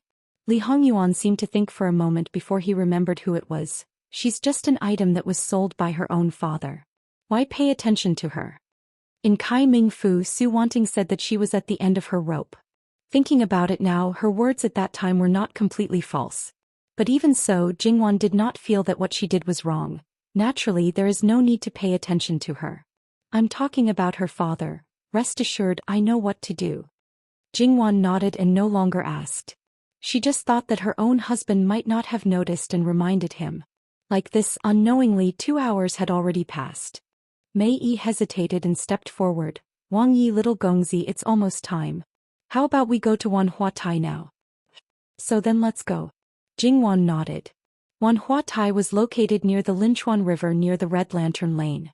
Most of it was built in the water. When they first saw it, it was a 3 or 4 story tall giant lantern, unique and exquisite. Jingwan's pleasure boat was docked on the water's surface in front of them. Mei Yi invited them to the 3rd floor of the pleasure boat. In the place where Jingwan predicted the fake floor, there really was a 3rd floor. Although it was small, it had all the essentials. The furnishings inside might not be expensive, but they were quite exquisite. The large window was opened and the giant lantern could be seen. Jingwan had asked Mei Yi about the origin of this lantern and what it was used for. It turned out that more than 30 years ago, the richest man in Jiangnan had built it for a brothel girl. It consumed a lot of money, manpower, and material resources, with the intention of keeping a mistress in a golden house. But later there was an unforeseen event. The richest man's family was ruined, and the girl seemed to have fallen into the hands of others. This Wanhua Tai later became the place where all the brothels and pleasure boats were ranked. And this ranking was naturally a competition between the girls of the various brothels and pleasure boats. Every year the top 12 girls had the right to use it. The first 4 times, the second 3 times, and the third 2 times. As for the remaining one time, it was up to each family to decide what to do. What Mei Yi didn't say was that today's ceremony at dawn was also inside. Suddenly, the sound of drums came from the lantern. It was very rhythmic and very rhythmic. As time passed, the lantern on the side of the pleasure boat, starting from the top, the wall moved from the middle to the two sides, slowly blooming like flower petals. Not to mention Jingwan, even Li Hongyuan was surprised. This design was really quite exquisite. After it was completely opened, it was a huge lotus-shaped stage. There were two petals at the front. One was submerged in the water while the other was slightly curled. The highest part of the stage extended to the third floor. Could be said that there were layers upon layers. The other parts of the stage were hollow. The craftsmanship was quite exquisite. At this moment, 12 large drums were distributed throughout the entire space. Some were above, some were below, some were inside and some were outside. On top of each drum there was a woman dancing. She was not dancing with graceful steps, but with a strong rhythm. She was wearing a simple yet heavy headdress that was like a net covering her head. There was also a jewel hanging between her eyebrows. Her upper body was only wearing a close-fitting tutu, and her lower body was wearing bloomers. Her wrists and waist were decorated with gold ornaments. She was gorgeous and charming. Jingwan saw some of the bright elements from her previous life. She couldn't help but be surprised. On the other hand, she was also more interested. It's very exciting. I think the boat owner has put in a lot of effort. Jingwan praised sincerely. Aunt Mei was a little flattered. Little master, you're too kind. She was also relieved. This kind of dance was naturally acceptable to men. But for women, there was a 99% chance that they wouldn't be able to accept it. According to the original plan, Aunt Mei's heart had been drumming. Fortunately, the whole dance could be said to be charming and passionate. There was a drumbeat in the middle that was like stepping on people's hearts. It was intense and exciting. After the dance, it still made people want to continue. The speed at which the drums were taken down was also very fast. It wasn't as difficult as Jingwan had expected. Then many girls entered from different directions. Their waists were dressed in muslin dresses, and their outer covers were netted pearls with tassels hanging down. Their long sleeves were either on the petals or hidden behind the petals. Their figures were graceful and the dance was beautiful. The whole body was divided into 12 parts. Occasionally they would meet, but it didn't look messy at all. Obviously it should be the same song. There were 12 kinds of choreography. Jingwan guessed that it was because the 12 families had temporarily merged together. It was really rare to be able to achieve such a level. And the ones who entered later also brought a big surprise. The petals were divided into two, revealing a flight of stairs from the top to the bottom. There was a small platform in the middle. A girl appeared at the highest position. She walked along the stairs, dancing as she went down. After a few steps, she stopped and a clear and pleasant song sounded.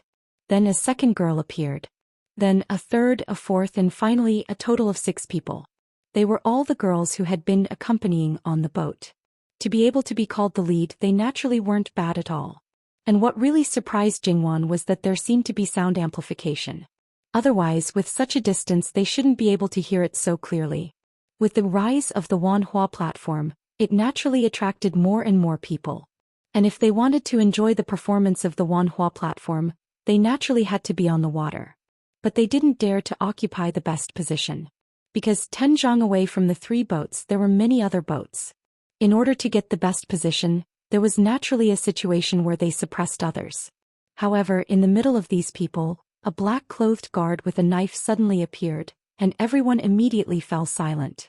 At some point, a melodious and lingering sound came from both sides. She faintly heard that the 100-boat crossing had begun. Small boats of various shapes and sizes, exquisite and beautiful. There were people dancing, people playing instruments, and several people dancing together. Some people showed off their golden voices. The boats were changing on the water, but the people who were rowing the boats couldn't be seen. Turned out that they were hiding in the water. https://11/11807/6653820. We will handle it as soon as possible.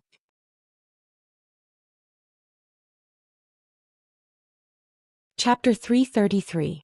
Li Hongyuan's gaze fell on the water for a longer time, but he didn't know if there were enough people on the other side to dye the water red. Thinking of this, A faint smile appeared on his face with a bit of wickedness, and a bloodthirsty look that couldn't be seen in the depths of his eyes. His wife hoped that he wouldn't kill unless it was absolutely necessary. If someone came to his door to take his life, then he would kill as many as he could. His wife would definitely stand on his side and would never say the word no. Jingwan just happened to turn around to take the freshly cut fruit from the table and inadvertently saw his smile. No matter when she saw it, it would make her heart beat faster. He was indeed a scourge, an extraordinary evildoer. She immediately looked away and searched for his gaze, but it seemed to be just the surface of the water. Was it only his smile that was so alluring? Thinking of the past, every time she saw him smile like this, 8 out of 10 times, it was to seduce her. The remaining 2 times, it seemed like his stomach was full of evil water. Wang Ye, what are you thinking of? Jingwan asked with a smile. Li Hongyuan tilted his head to look at her. This husband just feels that today's scenery is exceptionally good. He generously gave Jingwan a smile that could make all living things fall for him. Jingwan silently looked away. Well, it was more interesting to enjoy the performance in front of her. Speaking of which, when would she be able to resist this scourge? Li Hongyuan saw Jingwan's expression and seemed to understand what she was thinking. He couldn't help but laugh out loud. Jingwan angrily glared at him and smiled. What are you laughing at? What's so funny? Bastard. Li Hongyuan gradually stopped laughing. If he really angered his wife, he would be the one to suffer. The gains didn't make up for the losses. At the beginning of the 100-boat crossing, it could only be considered a small commotion at most. Even so, the bystanders watched with great interest. The music in front gradually stopped and a flat-top pleasure boat slowly came over. There was a string of musicians playing the guqin below, and above it was a large half-open flower bud. When it reached a certain position, the flower bud slowly opened and 2 pieces of white silk flew out, revealing a beauty who covered her face with one hand. The orchid finger slowly moved downwards, revealing that gorgeous face. In the blink of an eye, Jingwan heard quite a few people shout out the 2 words daybreak at the same time. His popularity could not be said to be low. Jingwan finally knew the other party's name. It would be a pity for a woman like her to stay in a brothel. In this small world, Daybreak was able to play with the silk cloth that was more than 10 meters long. Her movements were graceful, and her dance was absolutely astonishing. From Jingwan's point of view, this could be considered as the rainbow feather dance. Although she didn't know how elegant the dance in the history of her previous life was, the dance choreographed by the people of the future was extremely wonderful. Daybreak's dance was even better. If it was in her previous life, such a person, even if she couldn't become a great dancer with her face and talent, she could still become a celebrity who was sought after by countless people. Becoming the goddess of countless people's dreams was not a problem. Now she was just a person who could be casually trampled on. Jingwan suppressed the discomfort in her heart. The times were like this and she couldn't change anything. Moreover, wasn't there a lack of such places in her previous life? Because Jingwan and the others were the main guests, most of Daybreak's performance was naturally in front of their pleasure boat. Daybreak was only a butt. The 11 stars behind them took the stage one by one. Whether it was dancing or singing, there were all kinds of brilliant and varied styles. When this wave was over, the curtain of night had almost fallen. When they took the stage again, the pleasure boat and the flower boat were filled with specks of light. The kind of darkness that was not completely dark and at the same time the brightness was not high. There was a kind of hazy beauty to it. At the same time, the inside of the Wanhua stage was also lit up. Because it was indoors, the light from outside was weak and the lights inside were naturally much brighter. When the 100-boat ferry started, the inside of the Wanhua stage naturally did not fall. Of course, there was a difference between the main and the secondary. When the inside was more exciting, the outside would be weaker. When the outside was the main, the inside would be weaker. When the curtain of night completely fell, another wave of excitement descended. Between the colors of the water, the lights became brighter and brighter. On the contrary, under the water, it became more and more quiet and dark. In the past, perhaps there were some hidden fishes, but now who knew how much danger was hidden? When Jingwan was seriously watching, Li Hongyuan leaned back and slightly raised his hand. An E immediately leaned forward. Li Hongyuan whispered a few words and an E immediately left. With the passage of time, the pattern changed again. The main stage changed back to the Wanhua stage. Countless petals fell from the top. Soon after, a square large flower basket was slowly lowered from the top. Daybreak, who had changed into a new outfit, was holding a pipa and dancing. The petals scattered down. That scene was a considerable realm of immortality. Without a doubt, after today, Daybreak's fame would go up another level. This was originally what Mei Yi wanted and also what she arranged. But her original purpose was to hope that she would attract Jin Qinhuang's attention and be able to let Jin Qinhuang bring her into that quagmire.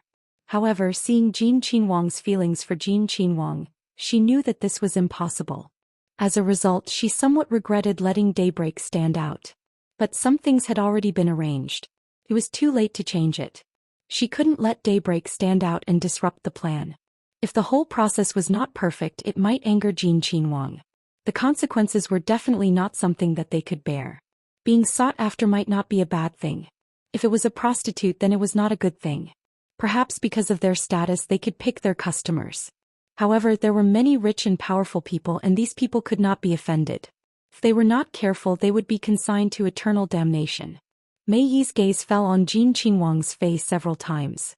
She wanted to open her mouth to let Jin Qinhuang Fei take her away. But after thinking about it, she knew that the possibility was not big. Not to mention the problem of reputation, there was probably no decent woman who would redeem a prostitute. Who would foolishly do such a stupid thing as leading a wolf into the house? Even if the wolf really was not a wolf, it was hard to believe that it was not. In the end, she could only give up. Because they had already eaten the flowing feast before. Although they did not eat much, they did not feel hungry. However, they still had to eat dinner. After all, it was much later than the usual time. Because when Mei Nyang said that it was ready in the evening, Li Hongyuan also directly let it be served. It was not the flowing feast as before, but it was served all at once. Dishes were served one after another. Compared to before, this time they were all servant girls dressed in uniform. Aunt Mei had ordered the dishes from the restaurant before and had taken advantage of a loophole. This time she directly came out from the pavilion boat. From cooking to delivering the dishes, they were all people from the pavilion boat. He could trust them. However, she was still relieved too early. When the second-to-last dish neared the table, she suddenly threw the tray in her hand and the dish at Li Hongyuan. However, Li Hongyuan seemed to have eyes. His feet moved slightly and his body leaned back, completely avoiding it. She did not succeed. The dagger that was hidden under the tray in her hand was swung out. Seeing that it was about to stab Li Hongyuan, her eyes flashed with pride. However, when the tip of the dagger was a few inches away from Li Hongyuan, it could not go any further. At the same time, it was accompanied by the sound of the sharp blade piercing into the flesh. The woman's eyes suddenly widened with astonishment. She slowly lowered her head and the bright blade pierced through her body. Blood dripped down the tip of the dagger drop by drop. In the blink of an eye, the dagger was pulled out and the woman was ruthlessly thrown to the ground. When she fell to the ground, the woman behind her fell to the ground at the same time. Although they fell in two different directions, they were face to face, and the woman's expression before she died was a panoramic view. This time it happened too quickly. When Jingwan turned back to look, He Mei and Bai Xiao had completely blocked her view. Wan, don't look. Li Hongyuan's voice was still monotonous, and there was even a unique gentleness in his voice when facing Jingwan. Jingwan frowned. She could roughly guess what was going on, but she did not insist on pursuing the matter. She turned her head and continued to watch the performance, but her heart could not calm down completely. Li Hongyuan did not need to say anything. Whether it was the floor or the table, everything was quickly cleaned up. Li Hongyuan turned around and sat beside Jingwan. Without any scruples, he pulled her into his arms. https://11/11807/6653824. You're tuning in to the Biao's Wuxiao Chronicles YouTube channel. Don't forget to subscribe and join us on this journey to catch the most captivating stories.